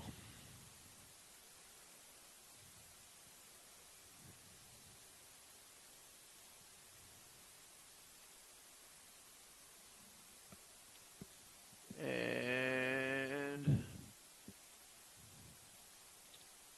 Wilkerson is going to make his third mound visit of the inning. As number 21 tries to regain his command and his composure. He's just having trouble really finding anything, but a very quick mound visit. The infielders didn't even come to converse with Wilkerson. It was just a quick, nice, motivational pat on the back saying, "You got this." And in case you haven't forgot, the count is still 2-0. I hope you haven't forgotten. As often as I forget to update the scoreboard, it is currently correct on all facets. So, might have been about the fourth time we've been able to say that all night, but it is true. So 2-0. And I think 21, as our PA announcer and Blues owner, Michael Moore, pointed out, it was an ephus, but I think it was just to get a new baseball. So it did not count because I'd like to think that would have been dispatched to left field had it been. And 21 is in there with a strike. So the count's now 2-1.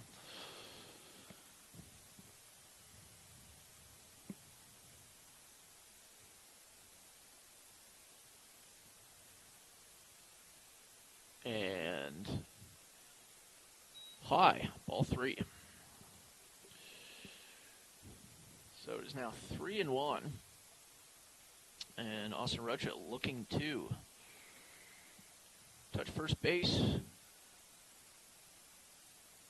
for the first time this season. As he said before, has played in both games of the Blues season, but this is first in the field. And that ball down and away, 4-4. Now batting. It's another ball in the dirt.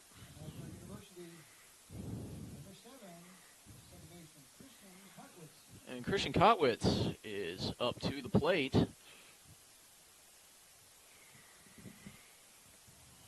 As he shows bunt with no outs, certainly a bold move. That pitch is high and outside. Yes, bases loaded bunt with no outs. I swear I saw it the other day. I think it actually, certainly not at the Royals game last night. What a disappointment that was. But if the Kansas City Royals do anything, it is disappoint me. So, as Kotwitz takes a cut there, and it's a foul ball.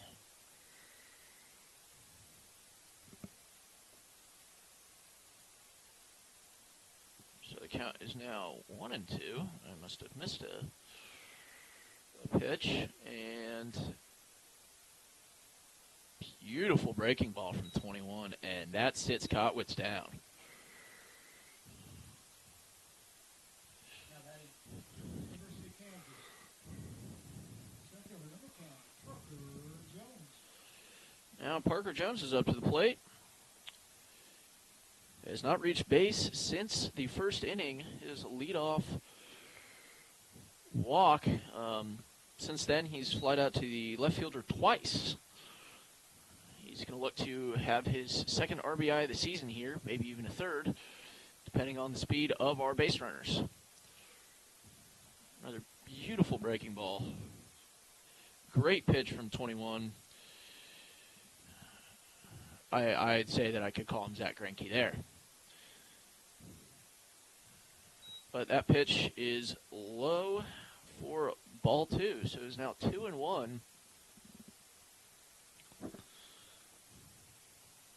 And Jones is going to want to get on base. Check swings there. Pass ball. And Steven Azaro is in for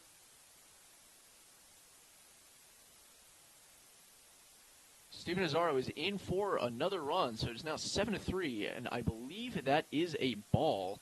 We never got an appeal down to home, and all base runners advance. And there's some confused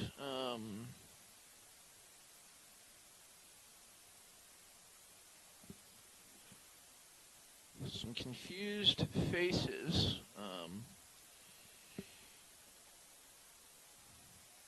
As that pitch in for called strike 2. So now we have a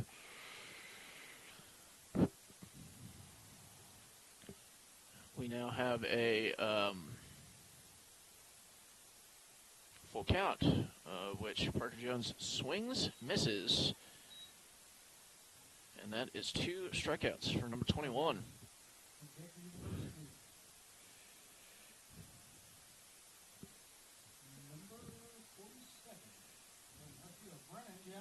And now Brennan Johnson, who led this inning off on a 4-pitch walk, is back up to the plate, and it's a foul ball to the left side for his first pitch of the at-bat. The first pitch of the at-bat, and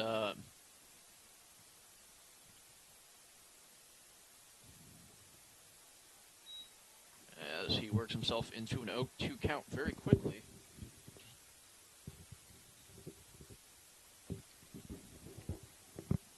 I've noticed a lot of fielding changes for the Jacks as Brennan Johnson takes a stab at that and goes foul to the third base dugout.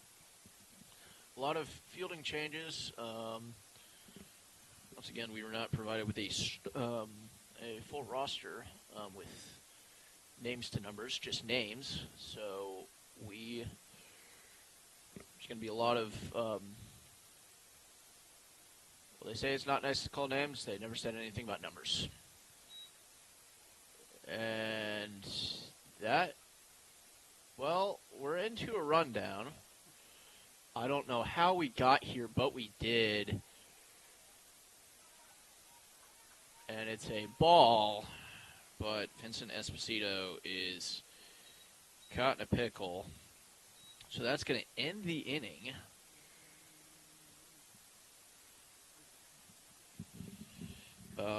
I don't know how we're going to score this, but 5 runs off 2 hits, no errors, technically 1 left on base. The Blues lead it going into the top of the 6th inning. Thank you, Kuiper Kendall, for the first home run of the year. That was pretty cool. We're going to take a quick break, not a brick break, a quick break, and we'll be back in a few. This is Sunflower Sports Network.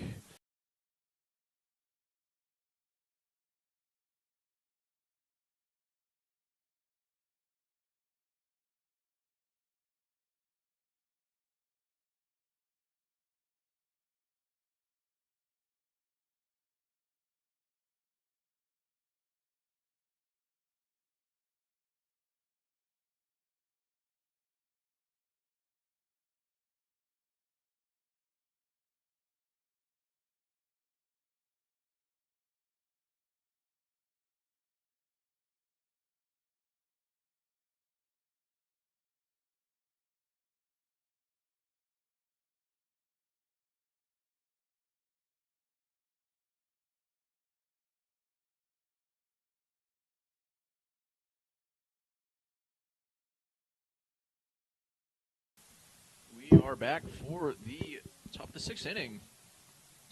Just over halfway. We've been playing for about an hour and 45 minutes, so it's not unrealistic to say this game would go 3.5 hours. I really hope it doesn't, because Sonic closes at 11.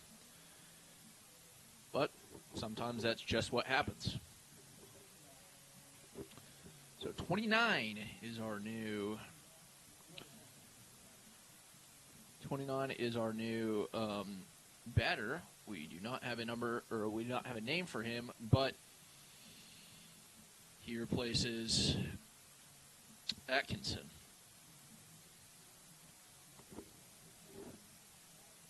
As I think Brandon Brandon Wilkerson is conversing with our home plate umpire.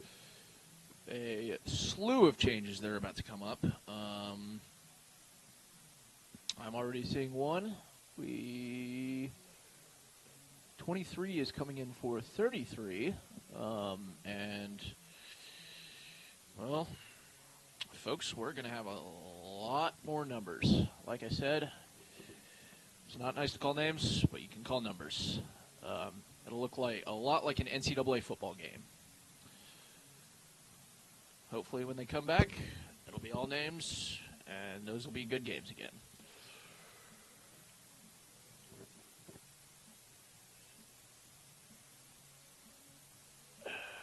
So, 29 is going to...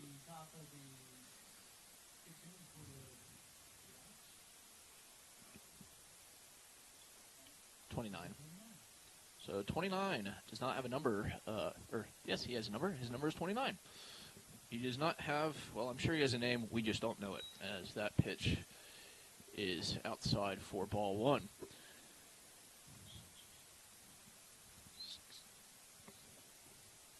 And that one is in there for strike one. And strike one looking. We're tied up at 1-1. Now, the weather here out at Baldwin City has gotten nice. It was very hot when I walked in today, as that is a swing and a miss for 2-2. It's been ball strike, ball strike. Will it be a ball to continue the pattern? But it was very foul ball. That was not accounted for, but now it is. So. But it was very warm when I walked in today. Now it is, it's cooled down to a breezy 70 degrees. As that's outside, so it is now a full count with no outs. And swing and a miss. Strike three as 29 is sent back to the bench. And 23 is up to the plate.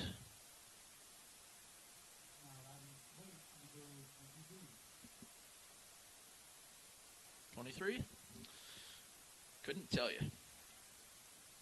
He's just a new guy as he swings and misses on his first attempt. Excuse me, not a ball, a strike. So it's now 0-1. 0-2 gets the outside corner. And now 23 is now looking pretty, I don't even know where I was trying to go with that, but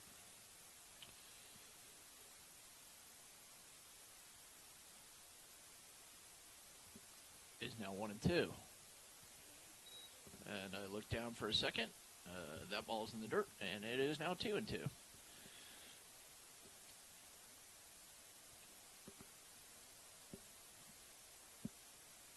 23 rockets that one. Foul just over the first base dugout, and that is way out of play.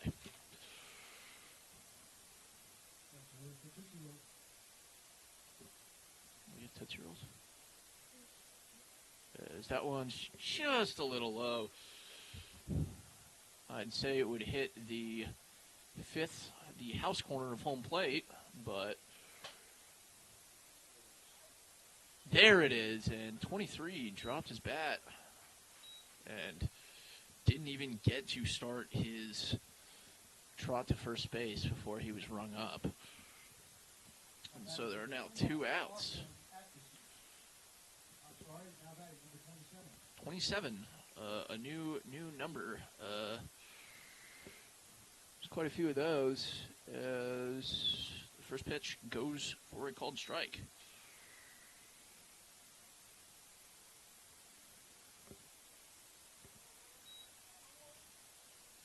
As that one is a foul ball out of play.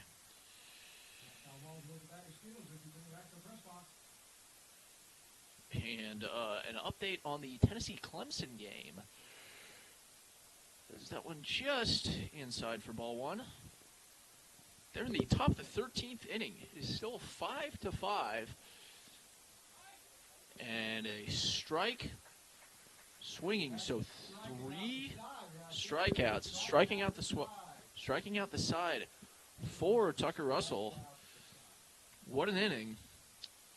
Middle of the 6th. Blues still lead 7-3. This is the Sunflower Sports Network. We'll be back in a few. Don't go anywhere.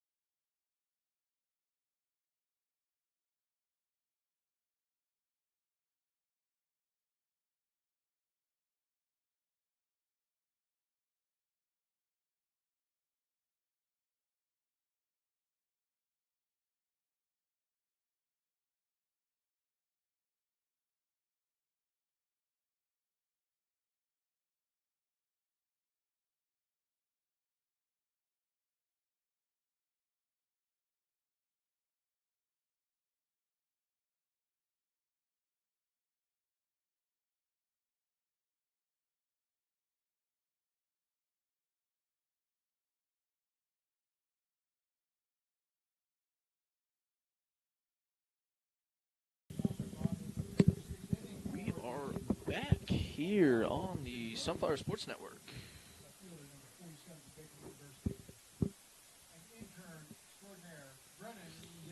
Brennan Johnson up to the plate.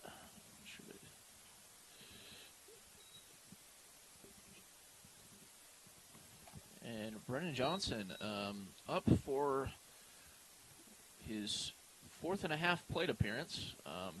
Can't really call it, I don't think it is technically a plate appearance, but he did finish the inning as that ball goes behind him. It is 0-2. He did finish the inning in the batter's box. He was the one at the plate when Vincent Esposito was caught stealing, and, well, that pitch is in there at 3-0. So,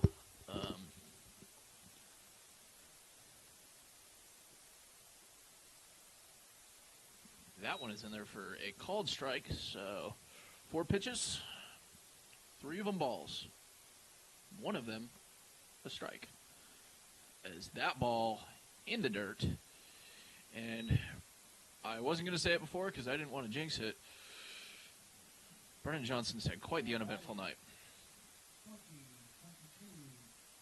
But that brings up Andrew Brubeck. Brubeck, in his 3rd season at the Blues, was sidelined in the middle of last year with a nasty injury resulting from a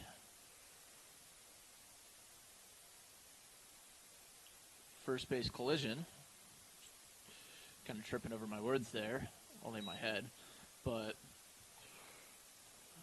he is back for his 3rd year, and we are always happy to have him. As he takes the second pitch for ball 2. And as I was saying before, Brennan Johnson has, he's reached base 4 times. All 4 have been walks. So he's had let's put it this way, I've had as many at-bats as him this game. As that pitch is high for ball 3. 2-1, excuse me. I don't know where the one came from, but they're all called. There's ball 3. That is strike. And it's now 3-1 with no outs. Brennan Johnson on first base. He's speedy, so don't blink. You just might miss him. And a good breaking ball, but Brubeck gets a hold of that one. The line drive to right field. And Brennan Johnson first to third. Well, folks, I said it.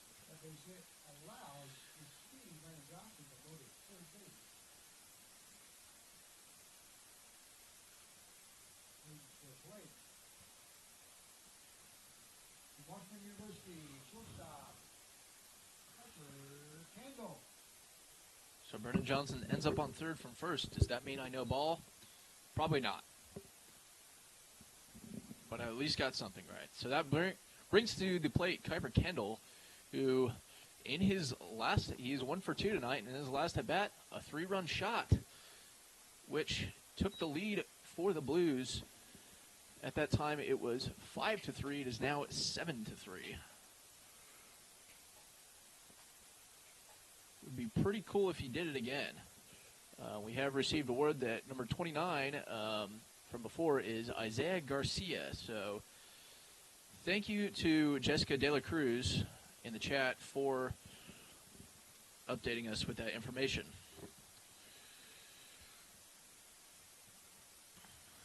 Because, unfortunately, oh, well, and I put him in as 29 on Game Changers, so I can't change that until maybe after the game, I hope. Or else I'm going to have a mess on my hands. But it is Isaiah Garcia up to bat, and still 1-1. Or Isaiah Garcia is not batting. It's Kuiper Kendall. I saw Isaiah Garcia, and my mind just it wandered. So it's now 2-1, and let's see if Kuiper Kendall can go back to back. Swings there like he wanted to do it, and it's now 2-2. If he hits another home run, I guess he'd be doing the double. As time is called, as Manchester City accomplished that feat today by winning the FA Cup and breaking my heart.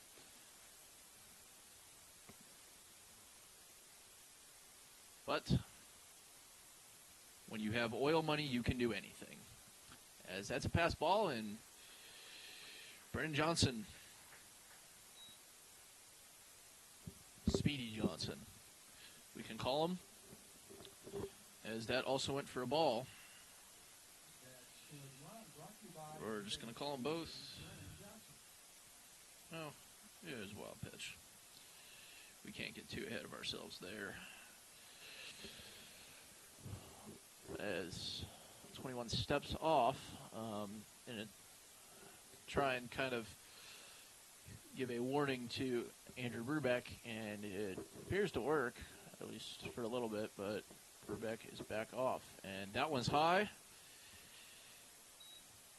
Kendall has reached on and out. Not and out. Kendall has reached on a...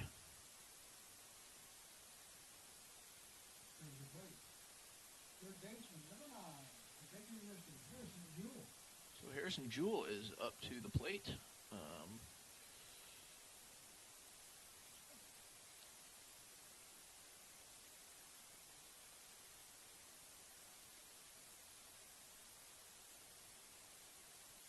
So they just try to go and fix something real quick in our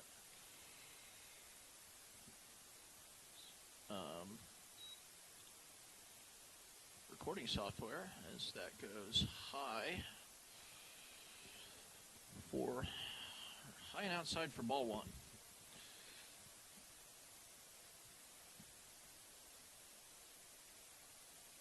Now, folks in the chat, I want you guys to kind of play along with me. Tell me where you're watching from.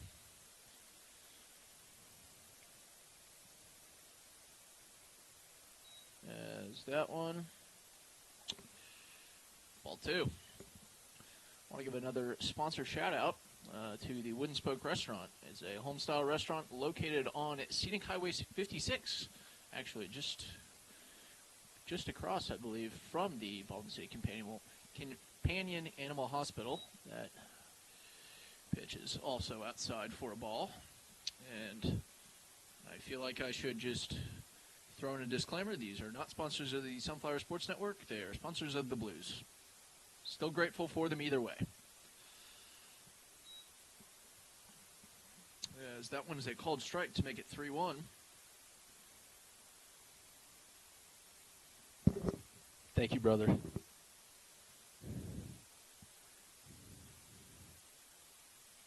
And Harrison Jewell is going to hit one. Kind of hard ground ball, gets to right field, and there was nobody to cover, so nobody there to cover first base, so he reaches it easily. But as they are not the Sunflower Sports Network's sponsors, if I speak highly of them, it's a personal testimony.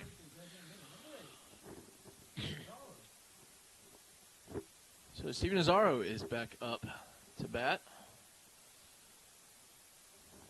He is currently enrolled at Oklahoma State University, but is not playing there.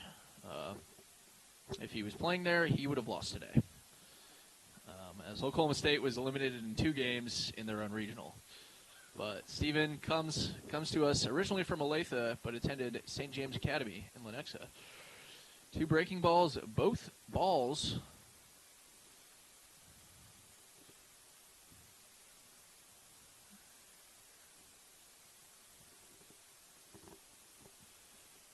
And that one in there once again for a ball. Thank you, brother. Thank you, father. Also, we have a wide variety of people from all parts of not just the South, but the southern states of the United States.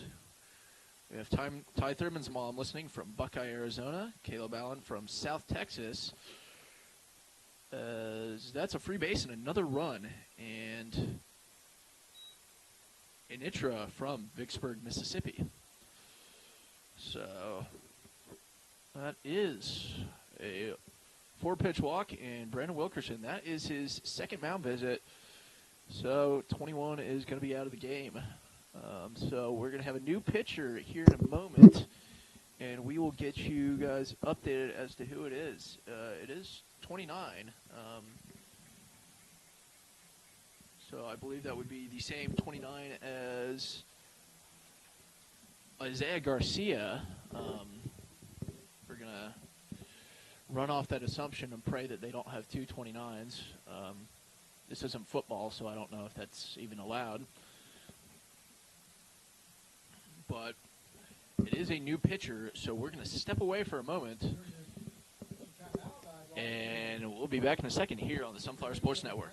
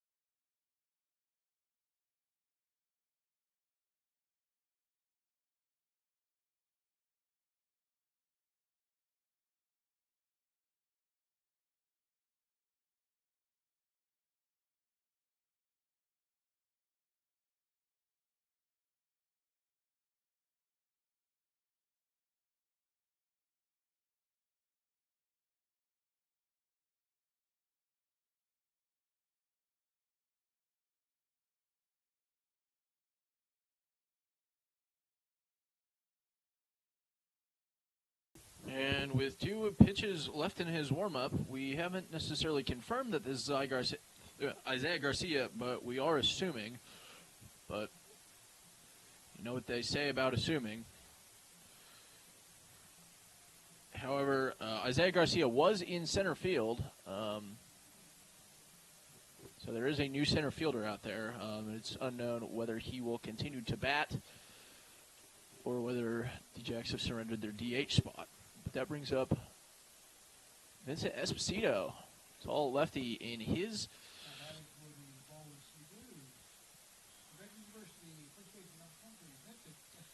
He's walked in 2 of his plate appearances, and in the last one made it all the way to third, and then had a little bit of a hiccup trying to get home,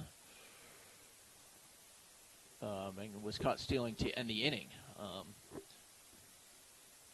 this point, though, he's in a much different situation as that ball goes directly behind us, up and above. So the count is now 1-2. So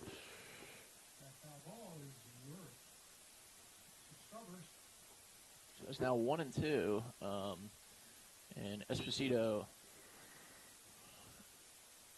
Well, he's at the plate with 0, no outs, and thus far the Blues have scored 2 runs in this frame, and the 5 in the last one. So they've scored 7 unanswered, and that ball's low and in the dirt for ball 3.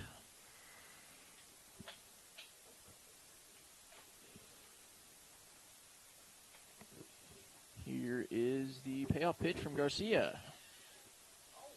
Ball 4.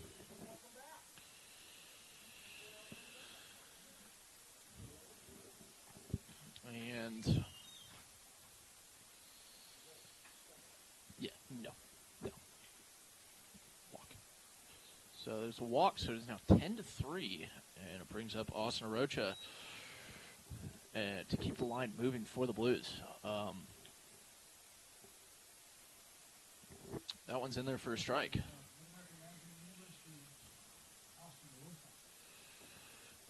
Arocha in there.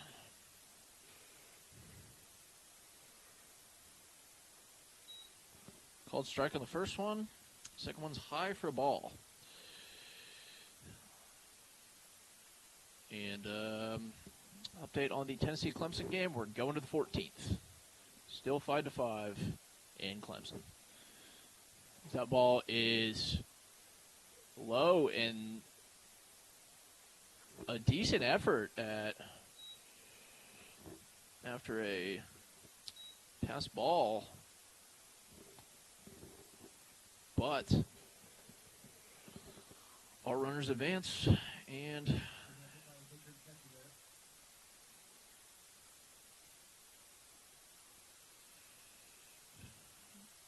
that is the 11th inning.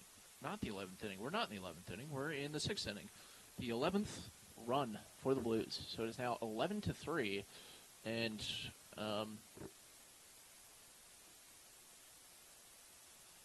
called strike. Hits the outside of the plate. So he's now 2-2.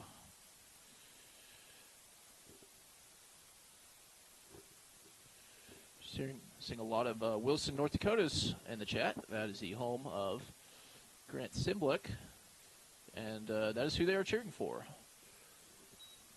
They also have a Birmingham, Alabama. So call me Mr. Worldwide. His account is now full. Ball 4. So the bases were temporarily not loaded, or temporarily unloaded, as you might say. They're loaded again for Christian Kotwitz.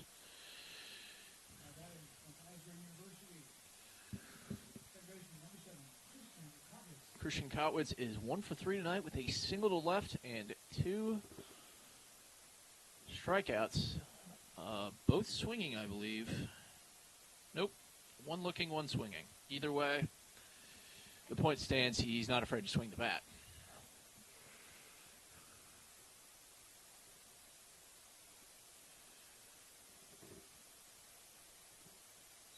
As that one is in there for strike 1. I wish I had fun facts for all the players, but I don't. As that one goes foul. I do know that Christian bowled in high school. He was on the bowling team at Olathe Northwest. And he once choked a Summer League title to a certain somebody.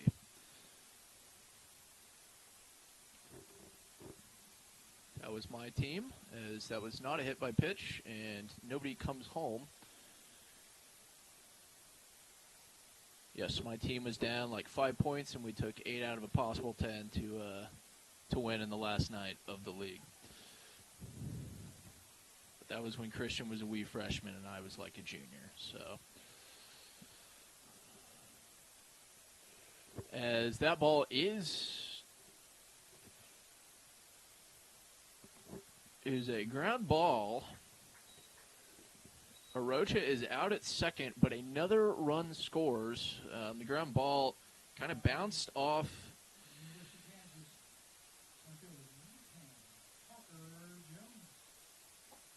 It kind of bounced off the bat, or not the bat, excuse me, the pitcher's mound. And I have no idea whether or not we had batted around. Actually, we're close. Barring a double play here, we will have batted around. As Brennan Johnson led off the inning, not a double steal, but Kotwitz is in for a single. Oh, and is 1-0. I forgot to note that in Game Changer. Wait.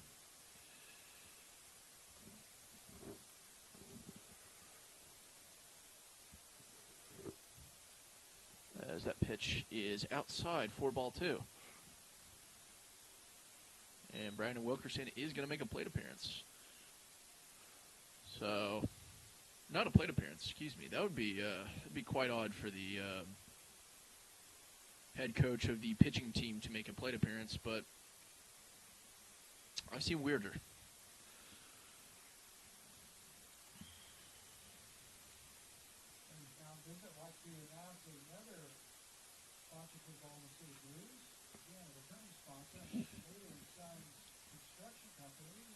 And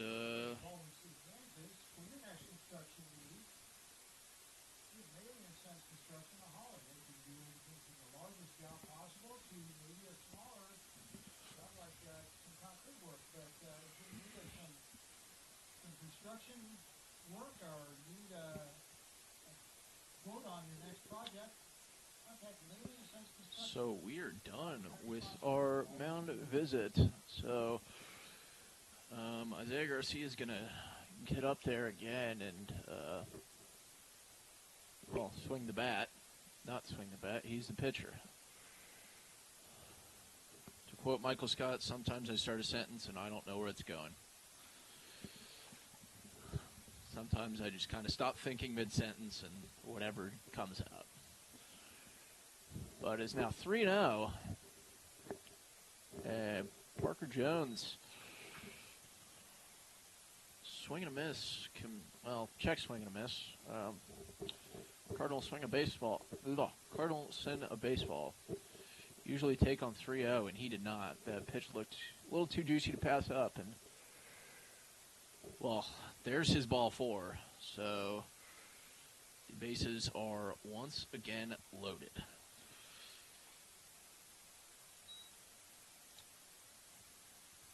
Other updates in our NCAA regional games. As Brennan Johnson started off the inning, so this is 2 consecutive innings that the Blues have batted around. Sam Houston is up 7-2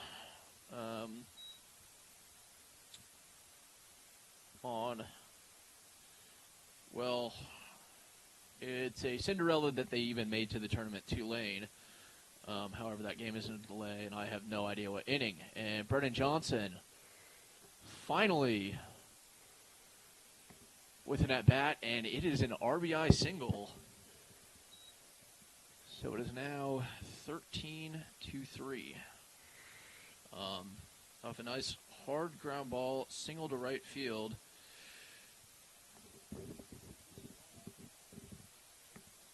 No. Bases are still loaded. It was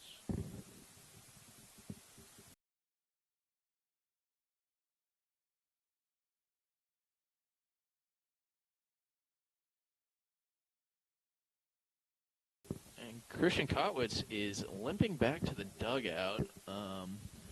Hope he is okay. Hopefully keep you updated on his condition's probably the wrong word, but in the meantime, I don't know whether we're looking for... Okay, we are. We have a courtesy runner. That is going to be... We're going to throw him in as a courtesy runner, at least for now, and then we'll figure it out. That is number 4, Solomon Holmes, who makes his Baldwin City debut. Did not take the field on Wednesday, excuse me.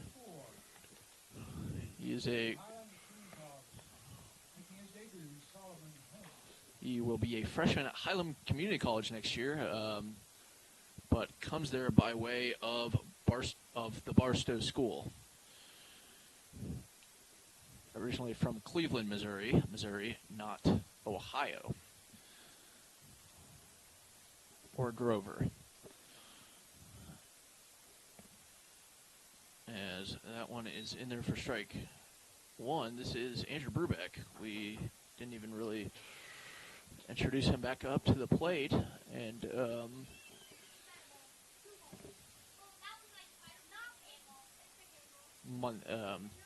that one's high for ball 2.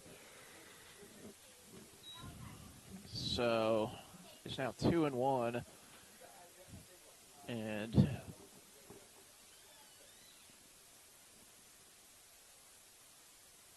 that one's away for 3-1. So this game has really gotten out of hand.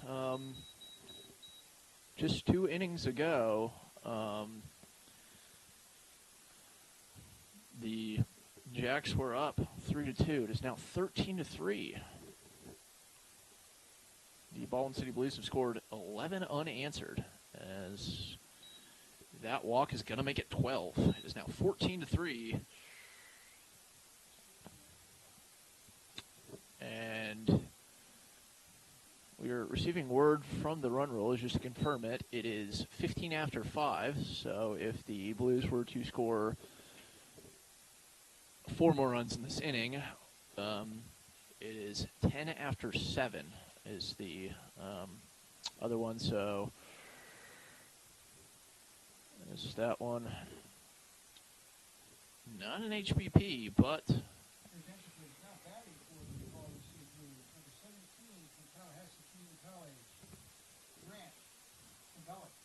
we forgot.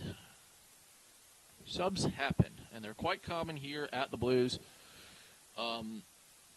Batting now is from Williston, North Dakota, Grant Simblick. If I'm pronouncing that wrong, please tell me. I was a little late here, so I didn't get to check pronunciations. But the count is 2-1. Base is still loaded. It's been forever since we had an out, but there is one of them.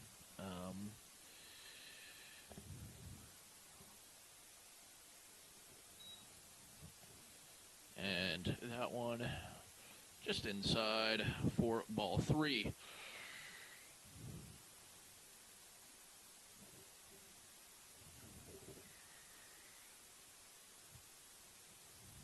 So it's now 3-1, and we have a little bit of a delay. Thank goodness Sonic doesn't close until midnight. That one's foul. So it is a full count, 3-2-1 down the line. And we do have a different first base coach than normal. It is Harrison Loudon, as that goes for ball 4, 15 runs. Harrison is a PO, that is a pitcher only, and he comes to us from Auckland, New Zealand, but plays his college ball at Benedictine Mesa. No, Solomon, yes, this is Solomon Holmes. Solomon Holmes.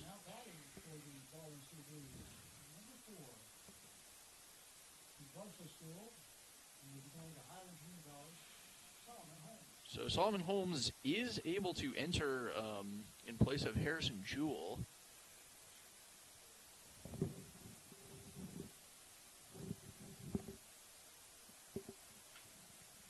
But he's replacing Harrison Jewell after he scored a run as the courtesy runner for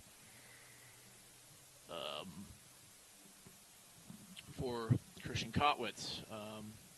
Now, in all that talking, I missed a mound visit, and we have a new pitcher. This is number 3.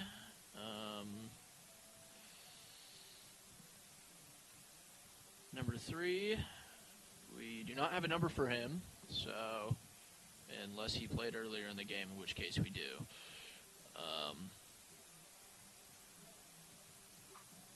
It is unknown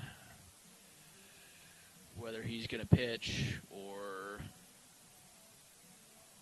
do whatever. The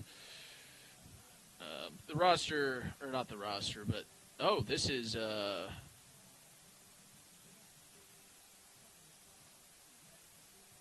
excuse me, from before. This is 1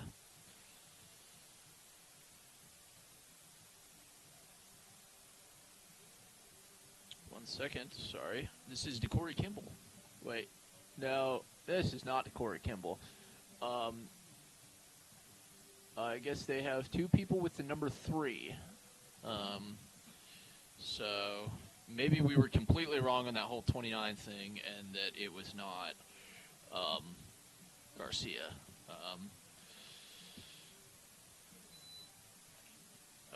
So if that was not Garcia pitching, well, it was another 29, and we will figure that out later. However, there is a new number 3 that is not DeCorey Kimball that is pitching for the Jacks.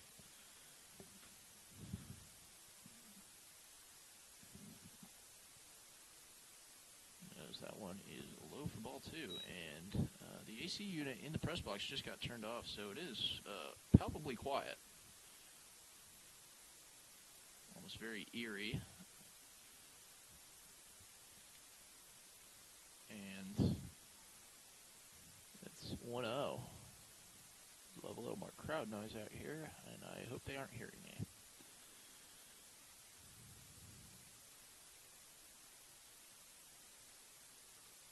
There's number 3 pitches, and that one is low and outside for ball 2. So still 1 out.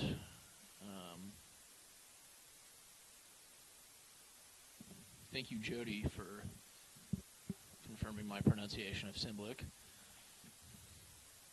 That's maybe easily the hardest one in this game. As that one is 3-0.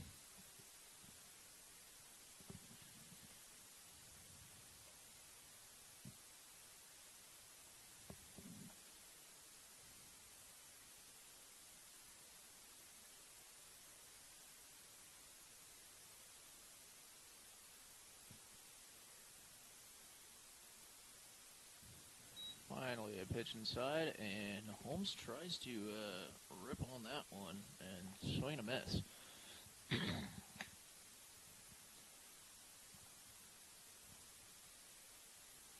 So 3 more runs until the run rule.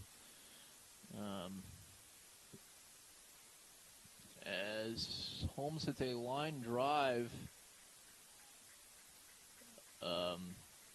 looks a little low to the ground, but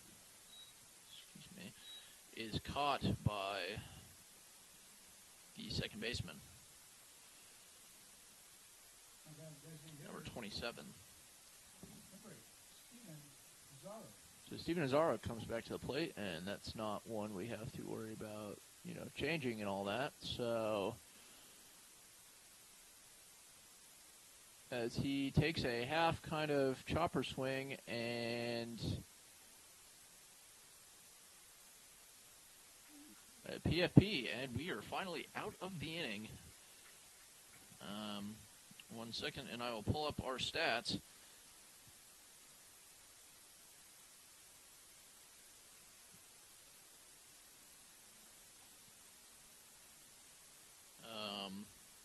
8 runs off 3 hits, no errors, 6-pitch inning. And so now we move to the top of the 7th, and we will have a new pitcher. That is number 49. This is a number we don't have on our roster currently. So our gracious owner, Michael Moore, who is currently doing PA tonight, that is not currently his position, but he is going to go look for the name, and hopefully I can provide some context. I do know that number 49 did not play in Wednesday night's game. Otherwise, it would be noted.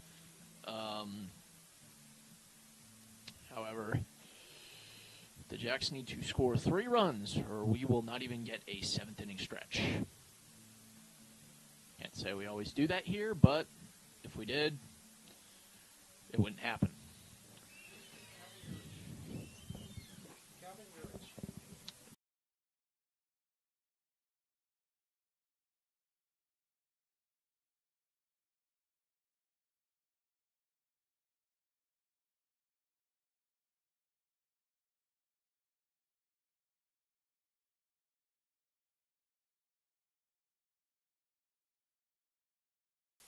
So we have Calvin Urish pitching.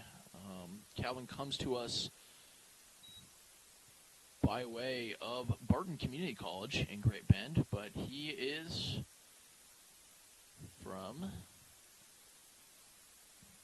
originally from Lawrence and came to us via Free State High School.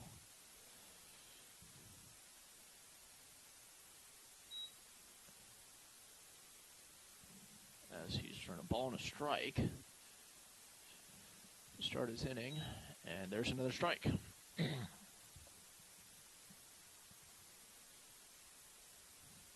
As I don't think this is David Mims, but I forgot to make the change.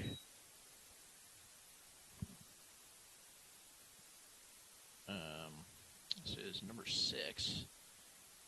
It's unknown who number 6 is, but he's got a name, and, well, got a position on this baseball team as he skies one out to Solomon Holmes at third base.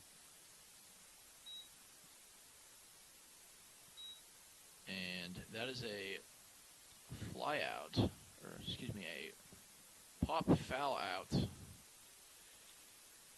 just over the third base line. So this brings up number 11.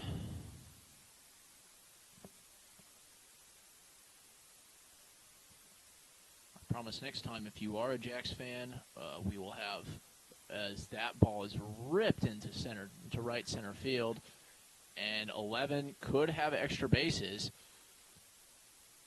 and he does. So a very well hit fly ball, and 11 is on board with a double. So this now brings up to the plate number 51. But to finish my thought, I apologize if you are a Jacks fan. I promise next time we will have names, numbers, colleges, the whole 9 yards. We'll have it.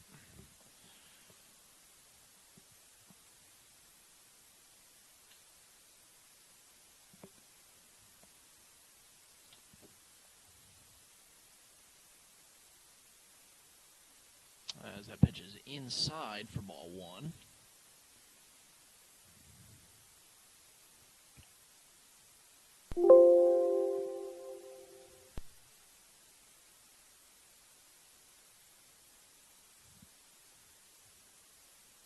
Here still delivers, excuse me. It's called strike 1. It's been a bit of a long night, you can say that. But is now 1-1 with 1 out, 1 on. He's not on the first, though. It's the second. And that's a pass ball, and 11 easily advances. So that That is not Andrew Brubeck in the catcher's outfit anymore. That is Gannon Grebe. One thing that manager Tanner Kilmer likes to do is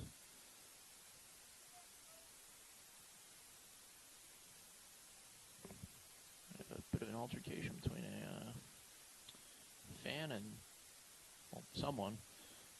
I don't really know, but as that is a pass ball, and Grebe runs right at 11 and gets him out. So I will sub him in now on Game Changer to make sure he gets that. But it's now 3-2. So the bases are clear. It's a full count, 2 outs, and, well, realistically, this game could be over in about 15 seconds.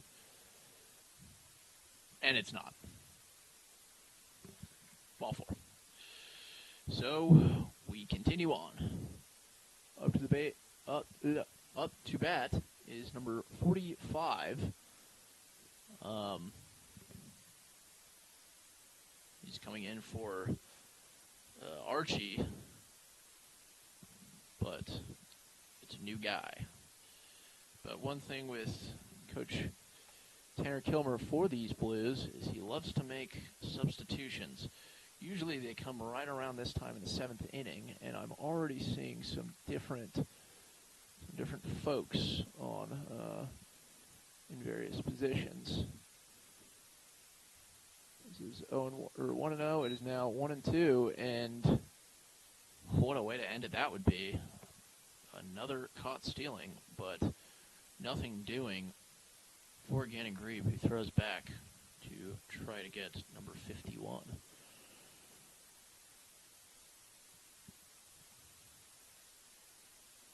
And another ball, so that is a few consecutive balls across 2 at-bats, and the count is now 3-0.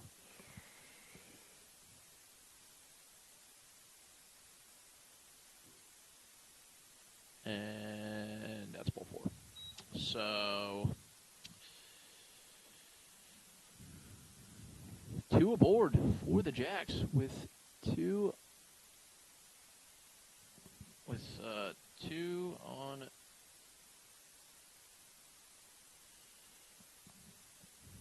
on base, excuse me, and coming to the plate is number 32.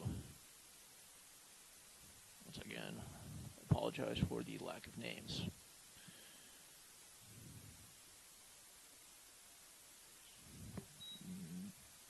Here's back on the strike chain with a strike. That's how it works. You can't be on the strike train if you don't have a strike. And he has 2 of them. So a second car has been added to that train. And it is now 0-2.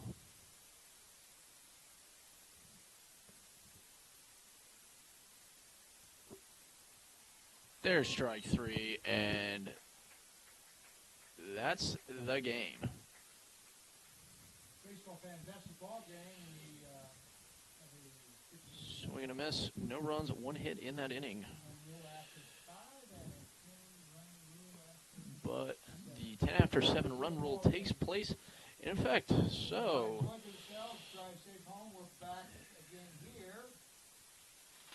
the Baldwin City Blues on Monday, as we play the Topeka Farmers, Monday, 7 o'clock game time. Here, we continue our race towards the Howden Cup. So Tucker Russell with the win. The losing pitcher is Caleb Apple. So this is the only game of the series, as last night's game was rained out. This was supposed to be game 2. So your Blues are back in action on Monday night here again and at the Baldwin City Ballpark. If you're in the Baldwin City area, we'd love to see you there. If you're not, we would love to see you here on the Sunflower Sports Network again, as all home Blues games and maybe even some away games will be broadcasted. So the Blues moved to 1-1 on the season, but 1-0 in the Mid-Plains. And the Topeka Jacks dropped their inaugural game. The Jacks are back in action with a non-league doubleheader tomorrow against the Kansas City Knights in the Van Johnson League, and back in league play on Tuesday against the Kansas City Monarchs. Thank you for listening. We've had a good night, and we'll see you Monday, hopefully. If not, see you sometime else. Good night, and God bless.